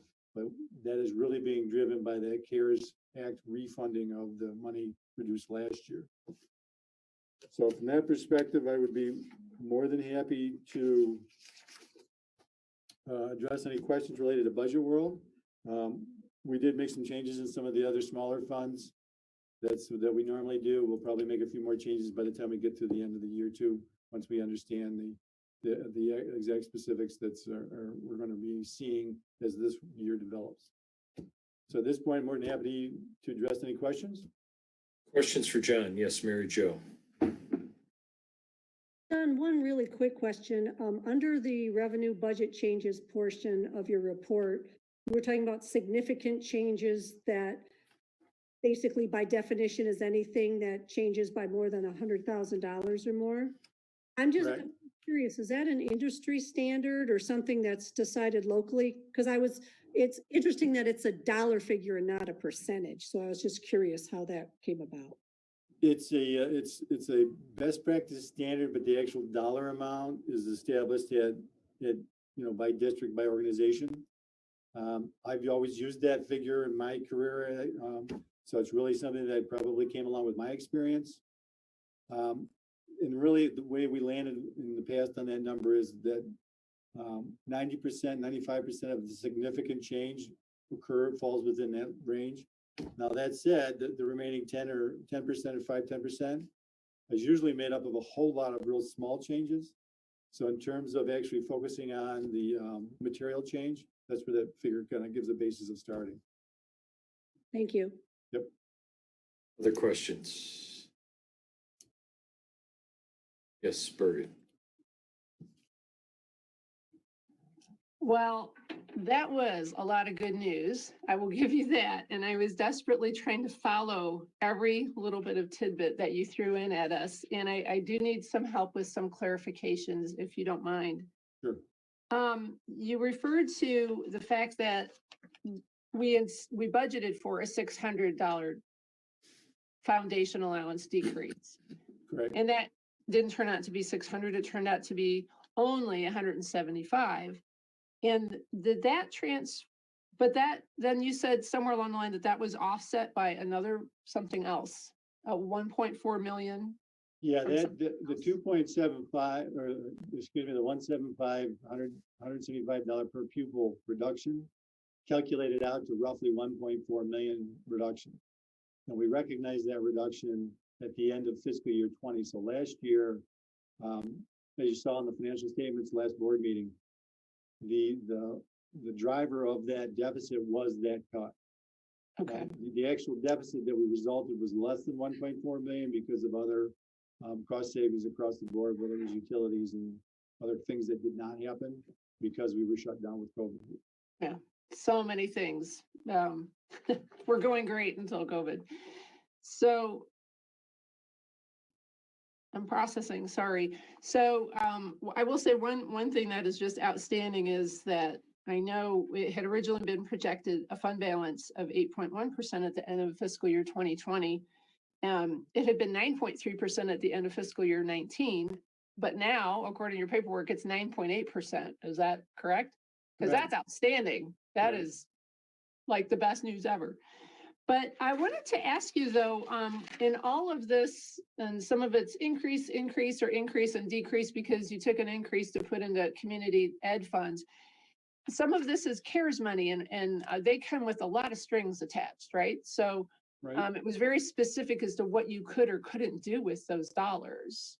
So everything's still flushed out in the end here for everything to. We have been working, and believe me when I say this, working extremely closely with Plant Moran, our audit agents, as well as MSBO, and as well as some people at the MDE as well. The whole CARES Act identification process and compliance process, it's the most unusual I've seen in my career. If you remember the IRA money from 10, 12 years ago when we had that meltdown, those funds came with a tenth of the strings, and the way they framed it. The biggest challenge with the CARES money is the way they originally framed it. You have to use this money in a time frame that crossed 2 of our fiscal years. And then late in the game, the U.S. Treasury came out with clarification that basically said, if you are spending in terms of documenting and compliance purposes up to the first $500 per pupil expenses, they came out with a very reduced, very lowered standard in terms of what you need to document. They made it easy. They in that regard. But along the same lines, because of everyone's experience in our world with the federal world, we've all worked with our auditors to identify and be very clear, documenting these are our compliance plans, expenditures, and so forth that ties to this money. And the reason I say that is because a lot of the expenses that's used to on the compliance side of the ledger occurred in last fiscal year. So that's kind of the point I was trying to make earlier, is that the money actually came in, and the state told us to recognize it in this year, even though. So I mean, it's the most unusual year I've ever had the pleasure to work with from a financial management point of view, and I hope it's the last one like it I ever had the pleasure to work with. I believe it's the word of the year, and that would be unprecedented, right? There you go. So you used a term, operationally devastated, and that, did you use that to reflect the community education? Yeah, our enrichment programs and the vast majority of our early childhood programs are fee-based, tuition-based. So if there's no programming, there's no tuition. The issue that's caused the biggest challenge is that some of the strings attached to this funding required a timing difference in how to handle the paying, not paying, furloughing, laying off, all that kind of management piece when it comes right down to the whole programming. So there was a time frame where our expenditure world was not matching up to our revenue generation world. So we burned fund balance to maintain the other in order to stay in compliance with the bigger picture from the state. So I do believe without a doubt that the financial issues of the early childhood and child care programming and the enrichment programming are specific to the events of this year. And come June, May, whenever our pandemic is declared over, and whenever that timeline goes, and we get back into relative normalcy next year, and particularly get the new childhood center up and running, I do not think we will have any financial issues from an ongoing operational plan forward. It's just getting through this time frame, and the cash burn associated with it. There was a little bit of just bad luck too. The food service fund, we had a very healthy fund balance, healthy enough to the point where the MDE would call us and say, "Hey, you got to spend this money." Mm-hmm. So we spent this money on a project and used up half that fund balance, and then COVID. So from a timing point of view, that just kind of got worse. So we did fortunately have a solid fund balance in the other two programs in the community service fund, which has carried the bulk of the show. But it's going to get a little rough here as we close out the year, and as we get back into the spring run, and I'm hoping that we get closer to a normal school year, and that to me includes the normal childhood programming. And I don't want to over describe it. I'm sure Heidi's probably got a better grasp in terms of the actual student programming. But in my mind, if we get some normalcy back as we move into the second half of the year, that means the funding piece and the operations will get back to a normalcy too. So community enrichment services or community educational services, the semantics there, they're just kind of laying low basically until they can function again. Is that fair to say? Yeah, we've been in it, and maybe Heidi, I mean, if you want to touch base, even when we came on back online for the month there, they did a little bit of stuff. I can't recall the specifics on the early childhood side, but again, that's back down because of our current pause. Right. Is that a fair statement, Heidi? Yeah, we're doing as much as we possibly can when we can do it. And John, when we held that for that brief period of time, I think it was called Dragon's Den, was that considered community services? Yeah, that was operated out of that fund as well. All right. Thank you. You're welcome. Any other questions? Others? All right. Okay.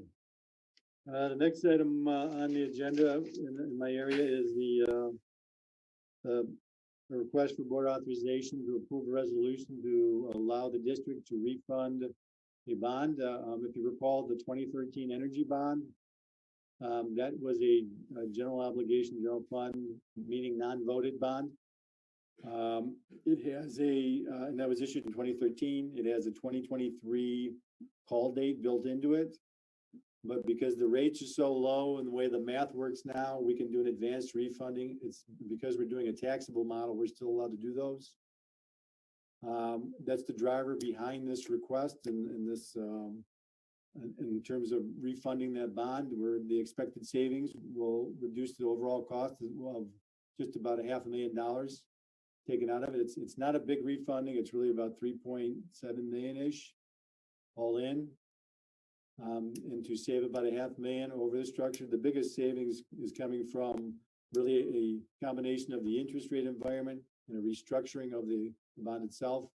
We'll be reducing its life from a 2033 maturity to a 2026. And in doing so, save $500,000. So I mean, regards to the net present value piece of the analysis. Okay, questions for John on the refunding? Pretty straight away, like saving money. Yep. It's great. And then the last piece we got on the agenda, it's a bid award. The operations department is like our bus transportation world, we have a vehicle replacement plan and usage plan in the operations department. It's been off track for a while. And we're trying to get something in place that will provide a vehicle that's much needed in the area. We came across a cooperative deal. Actually, we're piggybacking off Oakland County's cooperative pricing through, you know what, I didn't write down the dealership's name. It's a dealership that's incorporated in the Oakland County contract. And it's providing a pricing that is relative to the vehicle that's selected for the best use of the district. The pricing is one of the best pricing sets that we've seen on that kind of a vehicle in a long time. And it's also including a specialized plow setup. We have in the past acquired used vehicles. When we did a quick review of what used vehicles were that were relatively still new in that category, for the dollar differential between the two, we decided to go after and go forward with a request to purchase a new vehicle based primarily on the pricing, the strength of the pricing, relative to the number of years that we figure we'd get additional because it is a new vehicle. So with that, any questions on the bid authorization request? Bid award request? Questions about the vehicle purchase? All right. All right. When do you get it? Well, Wes already called me today. He wanted to make sure we're on, you know, we're on the agenda tonight. So yeah, we're on the agenda if the board awards it. He's probably going to be calling tomorrow to get things going. So. Sounds good. All right. Thank you, John. Thank you. Move on to the Finance Committee report. Jake, do you have anything to add to John's report? Just a little bit, because we did meet on Monday afternoon and the primary purpose was to discuss the budget amendments that John reviewed. But we did touch on going forward and what means for future years. So one of the points that we came with is that if there are anything where we can save money this year to even have a higher fund balance than the 9.8% projected. Because strangely enough, this projects to be our best financial year that we're gonna have in the next few, because there is over $3 million of federal money coming in that we don't anticipate the federal government continually giving, CARES Act money or coming up with new legislation that does that. So in there, we looked and we said, we're down about 400 students this year or so, but our total expenditures are up to 85 million. So there is quite a bit of expense that we're incurring. So we just had some discussions about that, and they said that the expense lines for DragonVirtual versus and some of the staff that we've hired, they will be going through and doing all that. So before we come to June and we get they'll do their planning in February, but coming to us as a board to approve a budget in June. But just giving a bit of a heads up that there's quite a bit of work. So we made it through this year, but that's not to say that what we're looking at in the future in front of us is troubled waters, if we want to use that term. So we had a little bit more discussion about that, and are comfortable that Ben and John and the rest of the cabinet are addressing those issues. Thank you, Jake. Questions for Jake? All right, so we'll move on. Scott, facility liaison report. There's no report. All right, thank you. So we'll move to action items. May I have a motion to approve the consent agenda? I move that we approve the following consent agenda items. Approve payment of the November bills in the amount of $6,650,624.31. Approve minutes from the November 19th regular, November 12th bond committee, December 3rd superintendent evaluation committee, December 7th policy committee, and the December 11th, 2020 curriculum committee meetings. Also approving the Head Start coordinator's report. Thank you. Is there support? Support. Thank you. Julie? Sorry, I was trying to unmute myself with the wrong mouse. I've got two computers going here. Yeah. Ms. Burchart. Yes. Mr. Butke. Yes. Mr. Dracos. Yeah. McQuiston. Yes. Mr. Singer. Yes.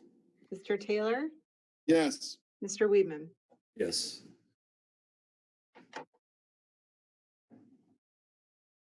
Motion to approve the consent agenda is passed. We'll move on. May I have a motion to approve the extended COVID-19 learning plan update? I move that we approve the Lake Orion Community Schools extended COVID-19 learning plan update for December in compliance with Public Act 149, Section 98A, as presented. All right, is there support? Support. Thank you. Julie, please. Burchart. Yes. Mr. Butke. Yes. Mr. Dracos. Yes. Ms. McQuiston. Yes. Mr. Singer. Yes. Mr. Taylor. Yes. Mr. Weedman. Yes. Motion to approve the extended COVID-19 learning plan update is approved. May I have a motion to approve the MASB Board of Directors nomination? Yes. I I would move to approve the nomination for Ms. McQuiston for the MSAB Board of Directors, Region 8, as presented. Thank you. All right, is there support? Support. Thank you. Julie, please. Ms. Burchart. Yes. Mr. Butke. Yes. Mr. Dracos. Yes, thank you. Do I call Ms. McQuiston for this one? I'm not sure how that works. Ms. Yes. McQuiston. Yes. Yes. Mr. Singer. Yes. Mr. Taylor, Yes. Mr. Weedman. Yes. Thank you. And the motion to approve the MASB Board of Directors nomination passes. May I have a motion to approve the ThinkLink Partnership Agreement? I move that we approve the ThinkLink Partnership Agreement between Lake Orion Community Schools and the Orion Township Public Library as presented. Is there support? I'll second that. Thank you. Julie, please. Ms. Burchart, Yes. Mr. Butke, Yes. Mr. Dracos, Yes. Ms. McQuiston, Yes. Mr. Singer, Yes. Mr. Taylor, Yes. Mr. Weedman. Yes. The ThinkLink Partnership Agreement is approved.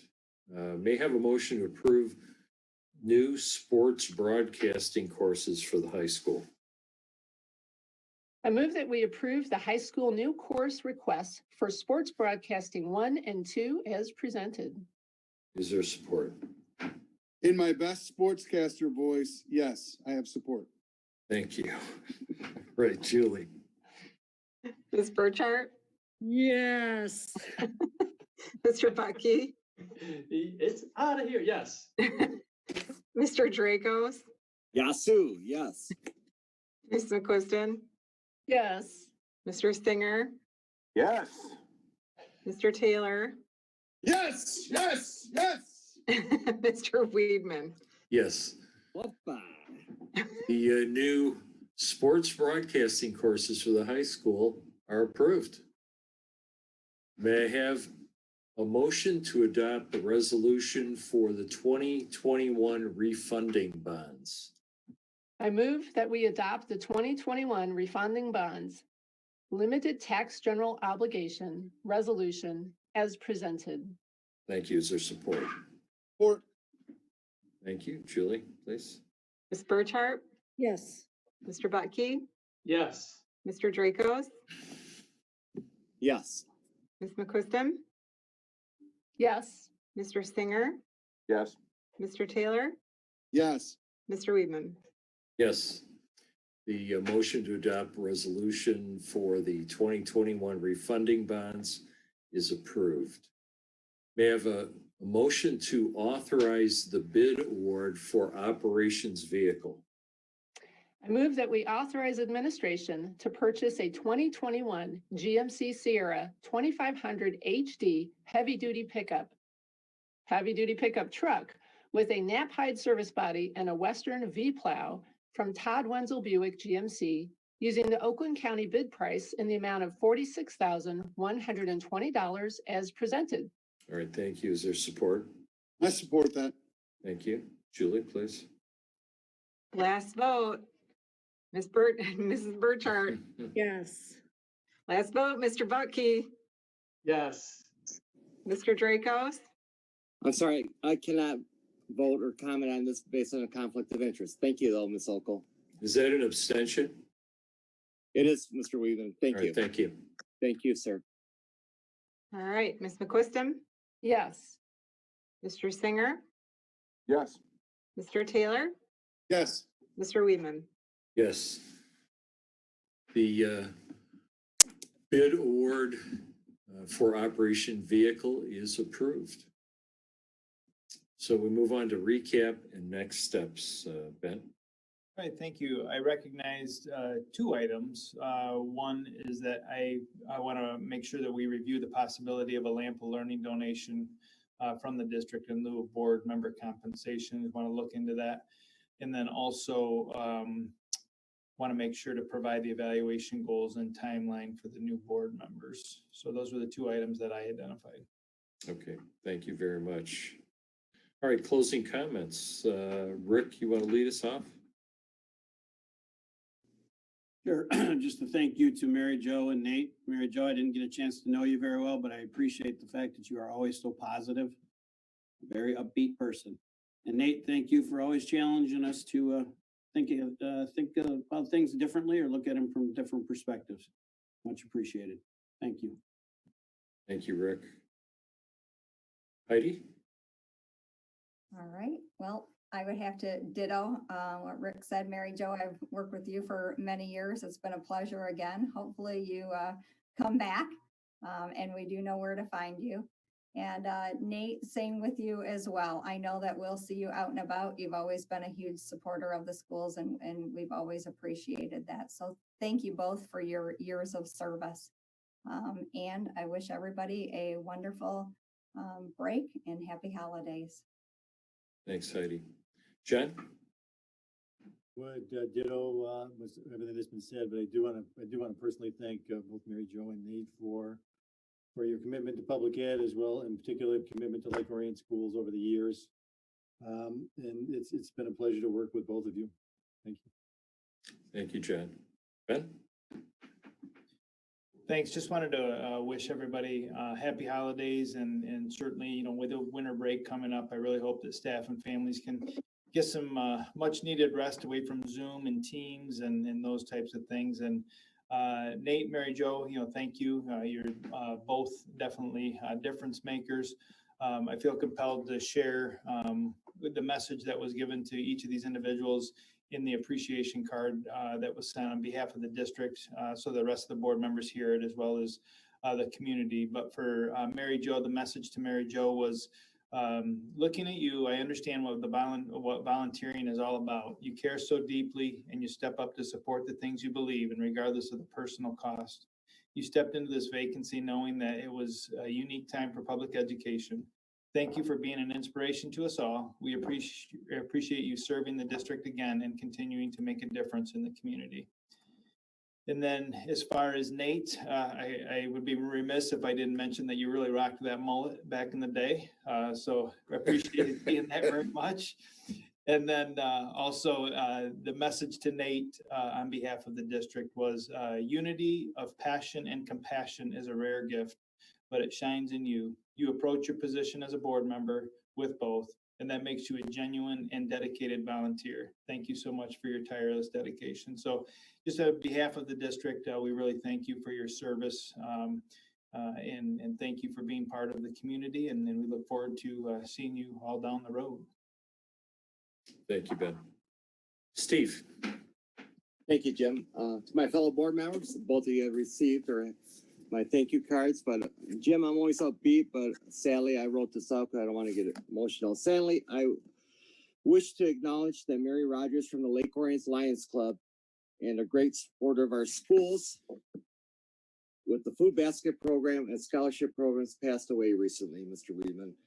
Our sympathies to her family and the Lions Club.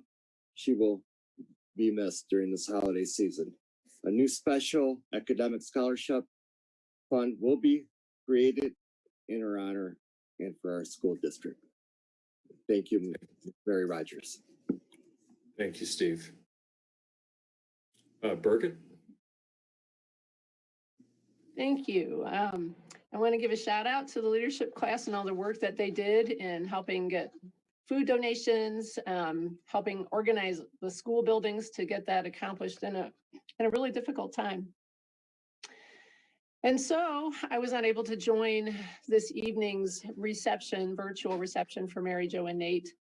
But as everyone is keenly aware, tonight marks the final Board of Education meeting for Nate Bucky and Mary Jo Burchart. I want to take a moment to personally acknowledge your work, dedication, and devotion to Lake Orion Community Schools and express my sincere gratitude for your service. Earlier tonight, the Oakland County School Board Association held a meeting, and a part of the OCSBA welcome to the newly elected trustees included a time of honoring all outgoing trustees in Oakland County. Nate and Mary Jo, you were a part of that recognition. Now, can you see that?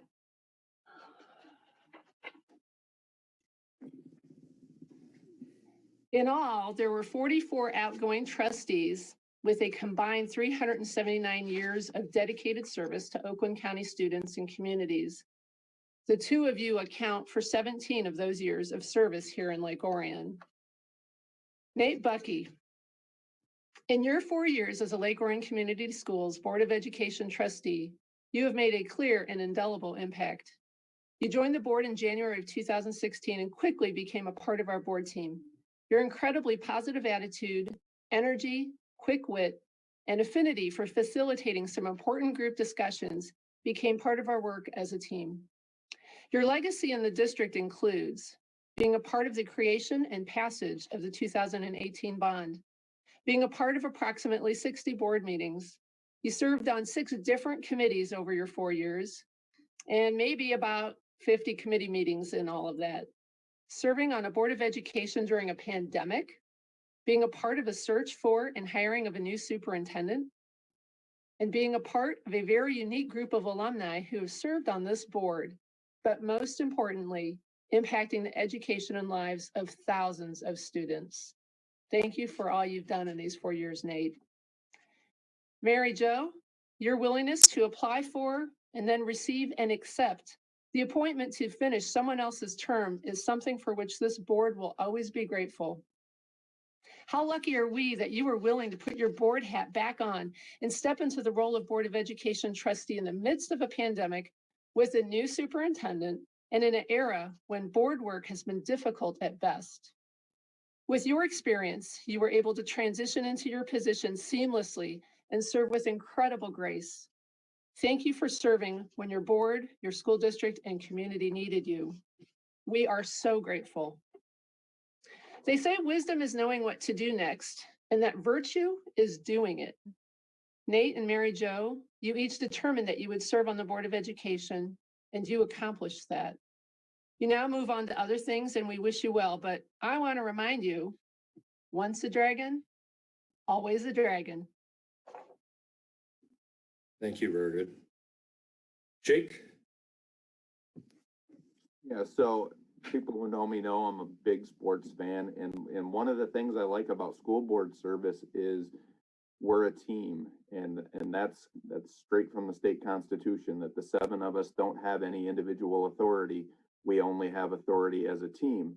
So for both Nate and Mary Jo, I had got to know them from teams in the past. So Mary Jo, when she was on the board, I knew who she was, but I got to meet her as part of the 2013 bond team, and she taught me a ton about school board, school finance, but what serving on a school board really means, and put that bug in my mind that said I had always thought about that, but she may not realize it, but that was encouragement that got me started. You got me involved in those things and got me started. And several years later, I ended up deciding to serve on the board and running. So I thank her for that, because it just shows what an impact you've had on people throughout this community through the years.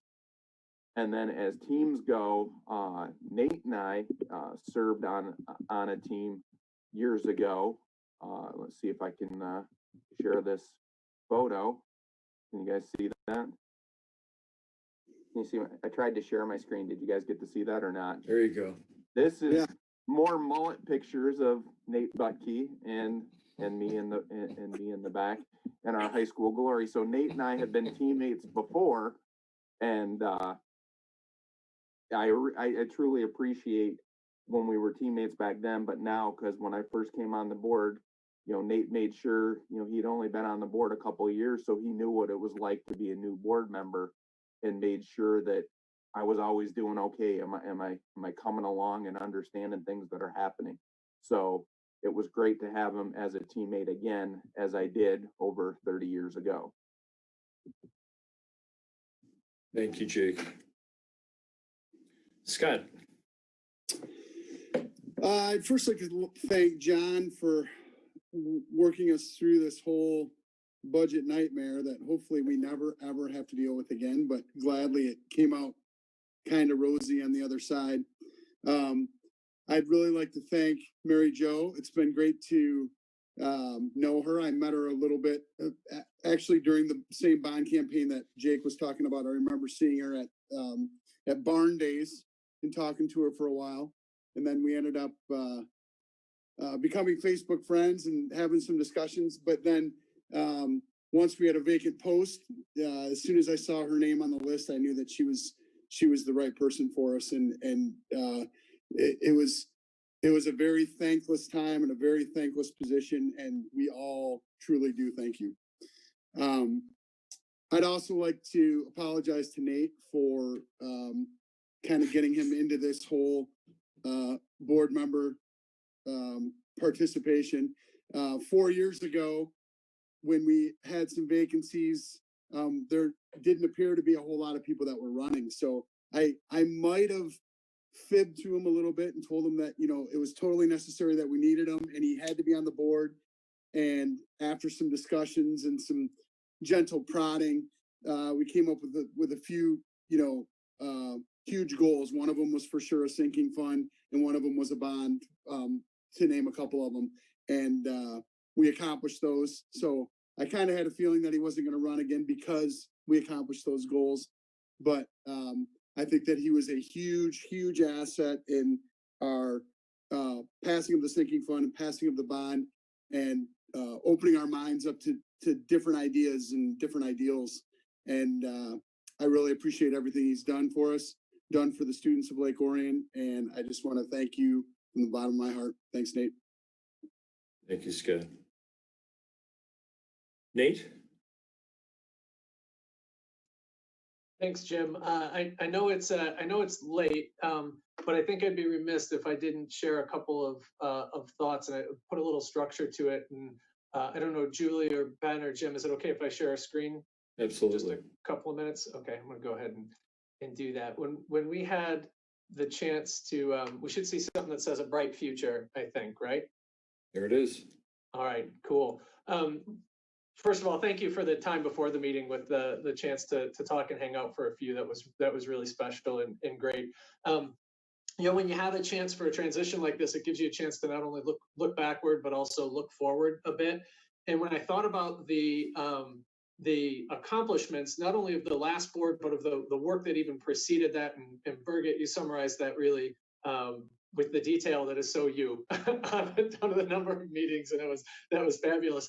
But it gives you a chance to stop and pause. And when I think forward about cabinet and the board that's going forward, it really is a chance to think about a bright future and an important moment. And the important moment being, you all are the group of people that are going to lead not only through the remaining stages of a once in 100-year, hopefully, pandemic, but also through the thing that happens next. And transitioning from crisis leadership to growth and thriving into that environment is something specific, and it's something deliberate. And it takes some very planful forethought in order to do it exceptionally well. And I have nothing but confidence that you all will do that well. But it gave me a chance to reflect and say, what are some of the things that would be looking out the front window, looking forward through the crisis and through the thing that happens next, how we move from crisis to growth. And I collected some of those thoughts, kind of looking back and looking forward, and I wanted to take a minute to share those. So first and foremost is community and culture. The community includes all of us, and now more than ever, a focus on diversity, equity, inclusion, making sure that the voices and perspectives of everybody in the community, regardless of income, age, ethnicity, gender, whichever demographic we want to look at, making sure that we're actively seeking and including all those voices.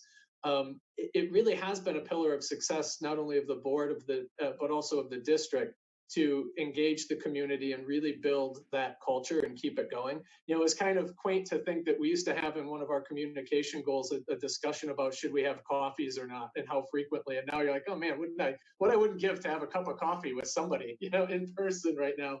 And whatever that equivalent thing is, to re-engage and recreate community and culture coming out of an incredibly trying time.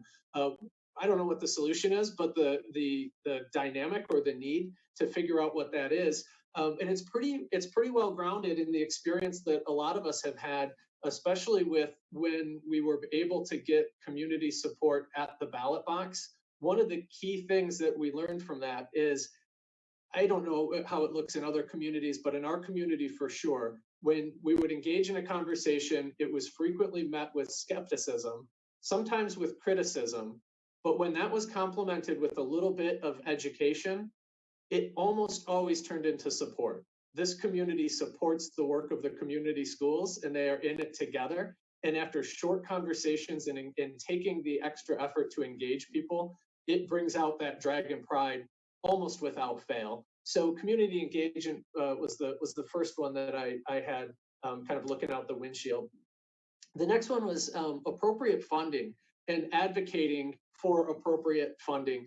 You all know I work with a lot of businesses, and sometimes in business conversations, you talk about things outside of work, and I would share that I'm on a school board, and it was really quick that you would frequently hear, yeah, schools should run more like businesses, right? Shouldn't schools and government run more like businesses? And I see some heads nodding.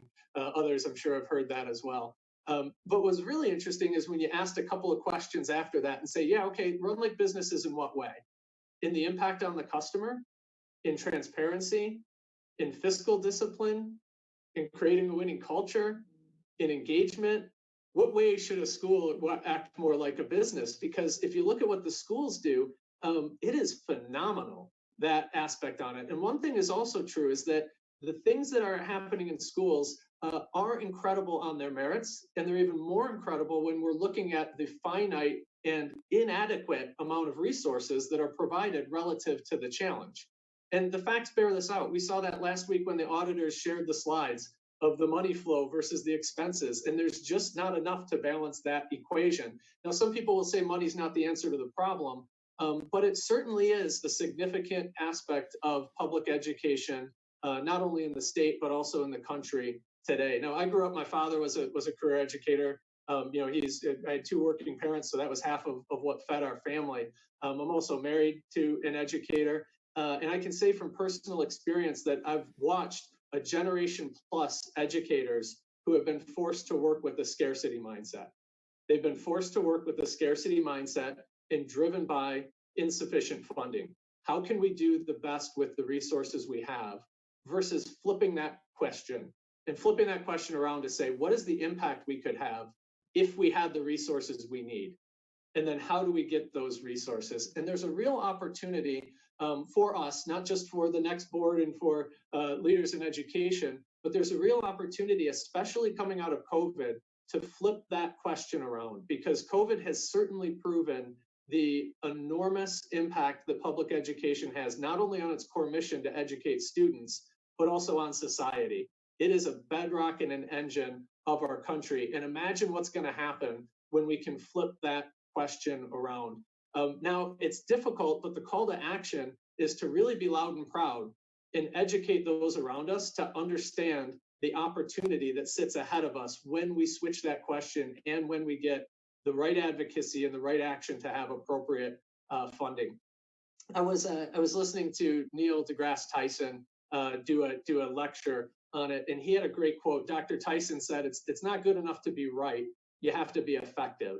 And I was thinking of this topic that, you know, you can look at the data and be unequivocally, absolutely right that funding is an issue, but it's not enough to be right. It has to be effective. So what are the ways in which we can effectively advocate to secure that effective funding and that adequate funding? It's not something that's solved totally in Lake Orion. In a lot of ways, that's solved by demanding it and commanding it of our public officials and getting that handled through finance. But I think the time is right and the moment is right to be more loud and more proud, to stand on the merits of the accomplishments that happened through COVID without any significant, in fact, often on the backs, as we talked about today, on the backs of cuts, to stand loud and proud and say, look at what was able to be accomplished now. Let's turn that question around and stop assuming that that is adequate or effective in today's society. It's just not. You all deserve better and the profession deserves better. Technology transformation is one that is not going away. The world has experienced a step change in technology transformation, and it really is a generational change. The stats demonstrate the incredible pace of change and how much has been able to be accomplished. We've seen in Lake Orion things done in days and weeks that normally would be taken on over the course of months or even years of time. And it absolutely is amazing. Coming out of crisis mode, the challenge shifts a little bit. And the challenge shifts to sustaining and embedding change, not only with the way people are, you know, even in the plan that was shared tonight, being able to move from in-person to the days that are abbreviated and the work at home. But after that, when we get back into something that has a more of a normal pace to it, how do we use that as a chance to really thrive through technology transformation and innovate and embed it? And it's going to require a lot of focus, especially on giving people time for professional development to continue to learn and embed the technology, and also to embrace some innovation, which will result in failure. There's going to be some ideas that might not pan out, that ideas that get invested in that don't reach the full potential that maybe was envisioned at the beginning, but they're worth it. They're worth doing because that is part of the learning process, and not only replicating successes, but learning from failures to embed technology transformation. And the last one I had from my view was unparalleled teamwork and togetherness. This has been a hallmark.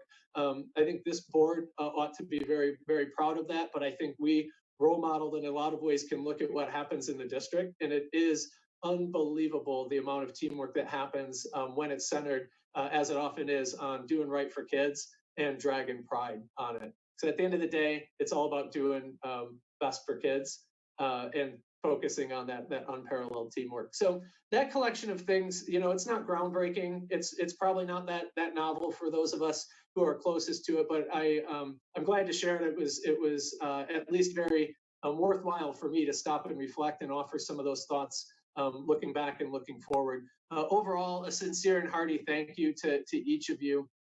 I could say something profound and inspiring because you all have inspired me in different ways. And you will be getting a handwritten note from me in short order on that. So want to certainly just make sure you all know and hear my appreciation. Specifically, want to send a special thank you to Heidi. I think it was a cup of coffee at Starbucks somewhere around 2014 or 15 that kind of started this train rolling a little bit. And you are truly an inspiring and inspired leader who I continue to learn a ton from. Scott, thank you for bringing me into this and kind of giving me the opportunity to be a participant, or encouraging me to look into the opportunity to be a participant in this wonderful work. Many of you know Missy, Marin, and Gabby. The three of them are amazing people. I'm fortunate to have them in my life and couldn't do this without them. Grateful for having the chance to do this with all of you. Grateful and amazed by our admin, teachers, staff. Excited for where this goes next, and excited for where you all take it. Thank you.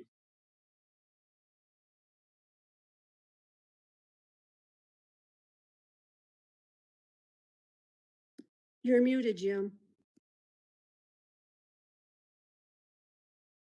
Thanks, Nate. I appreciate it. Mary Jo?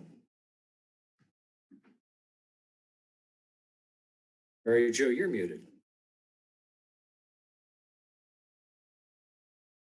You're muted, Mary Jo. That's hilarious. I just told you were. I just wanted to, it's late. I want to say thank you for this wonderful gift. I don't know if everybody can see this. It has the Lake Orion logo and it lights up. And so awesome gift. Thank you, thank you, thank you for that. Quickly, the leadership team, kudos to the food drive. I dropped off some stuff. It was a well-oiled machine. And when I went in on Friday, that entire atrium in front of the performing arts area was chock full of food. So yay, just a wonderful job. I continue to appreciate the hard work that the staff and the admin has done to put to get everything together and continue to move the district forward with all of the fits and starts and bumps and pitfalls that have happened just in this little bit of time that I've been serving with you all. You really all are trying to move students forward and to continue learning. And I know everybody from the custodial staff to Ben play a role in that. And I just wanted to give one last shout out while I can to the teachers, because I know how hard it is. I really, really do. And it bothers me when I see on social media things that try to infuse politics into why we make decisions when it has nothing to do with that, or people blaming, oh, the unions got them to make this decision. Anybody who says that knows nothing about the teachers or the unions in this district. Nothing. We have always had such a phenomenal working relationship with all the unions. Each side gives and takes, but nobody tries to push an agenda. And I just, like I said, that bothers me. And I just want everyone to know that is not how we decide stuff here in Lake Orion. Not now, not ever. I want you to know I've enjoyed working with you all and filling in. Nate, hope you continue to have success in all that you do. I appreciate working with you on committees. We ended up on 2 committees together, and I always appreciated what you bring to the table, your business acumen that really put a slant on things that I don't have that background, so I've always appreciated that. So thank you.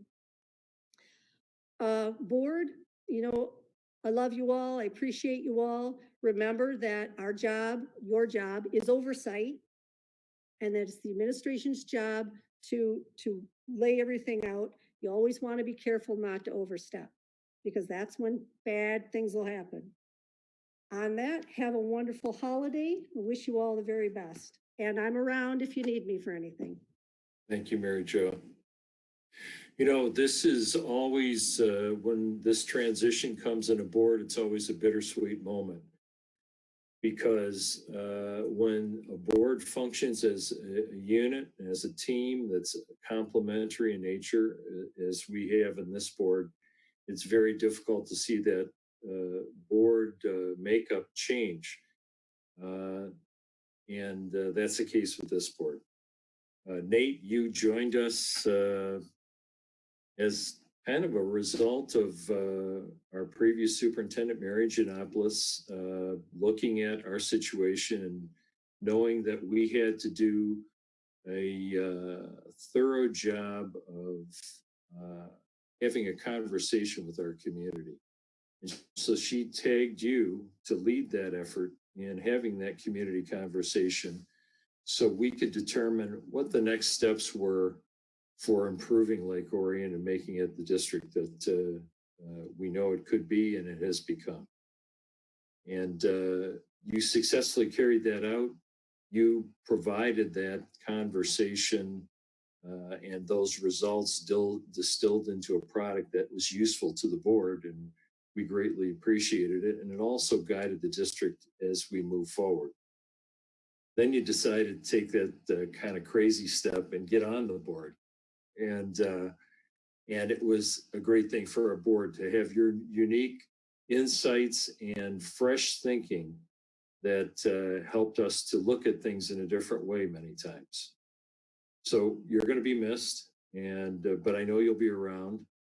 And I want to express my appreciation to you as a fellow board member, and to Missy for letting you be a fellow board member. And wish you well, and I'm sure I'll see you around the community. Thank you for everything. Mary Jo, going back to our former superintendent, I remember the day we sat in the conference room, and you looked at me after Marion had been our interim superintendent for a time and said, well, what do you think the board would think about Marion staying on permanently? And the rest is history, and the board agreed. But it was always your steady hand and your thoughtful approach that when we had some turbulent moments on our board, you were always there to keep us on the road and not over on the shoulder throwing up gravel. And I have appreciated working with you all these years. And you never know when we may call on you again. But thank you for everything you've done, and thank you to Ralph for letting you spend that time with us. And I'm sure I'll see you around the community as well. Absolutely. And that being said, I would just like to say Merry Christmas to all, and to all, a good night. Thank you. Have a good holiday. Good night, all. Happy holidays. We are adjourned. Goodbye, everybody.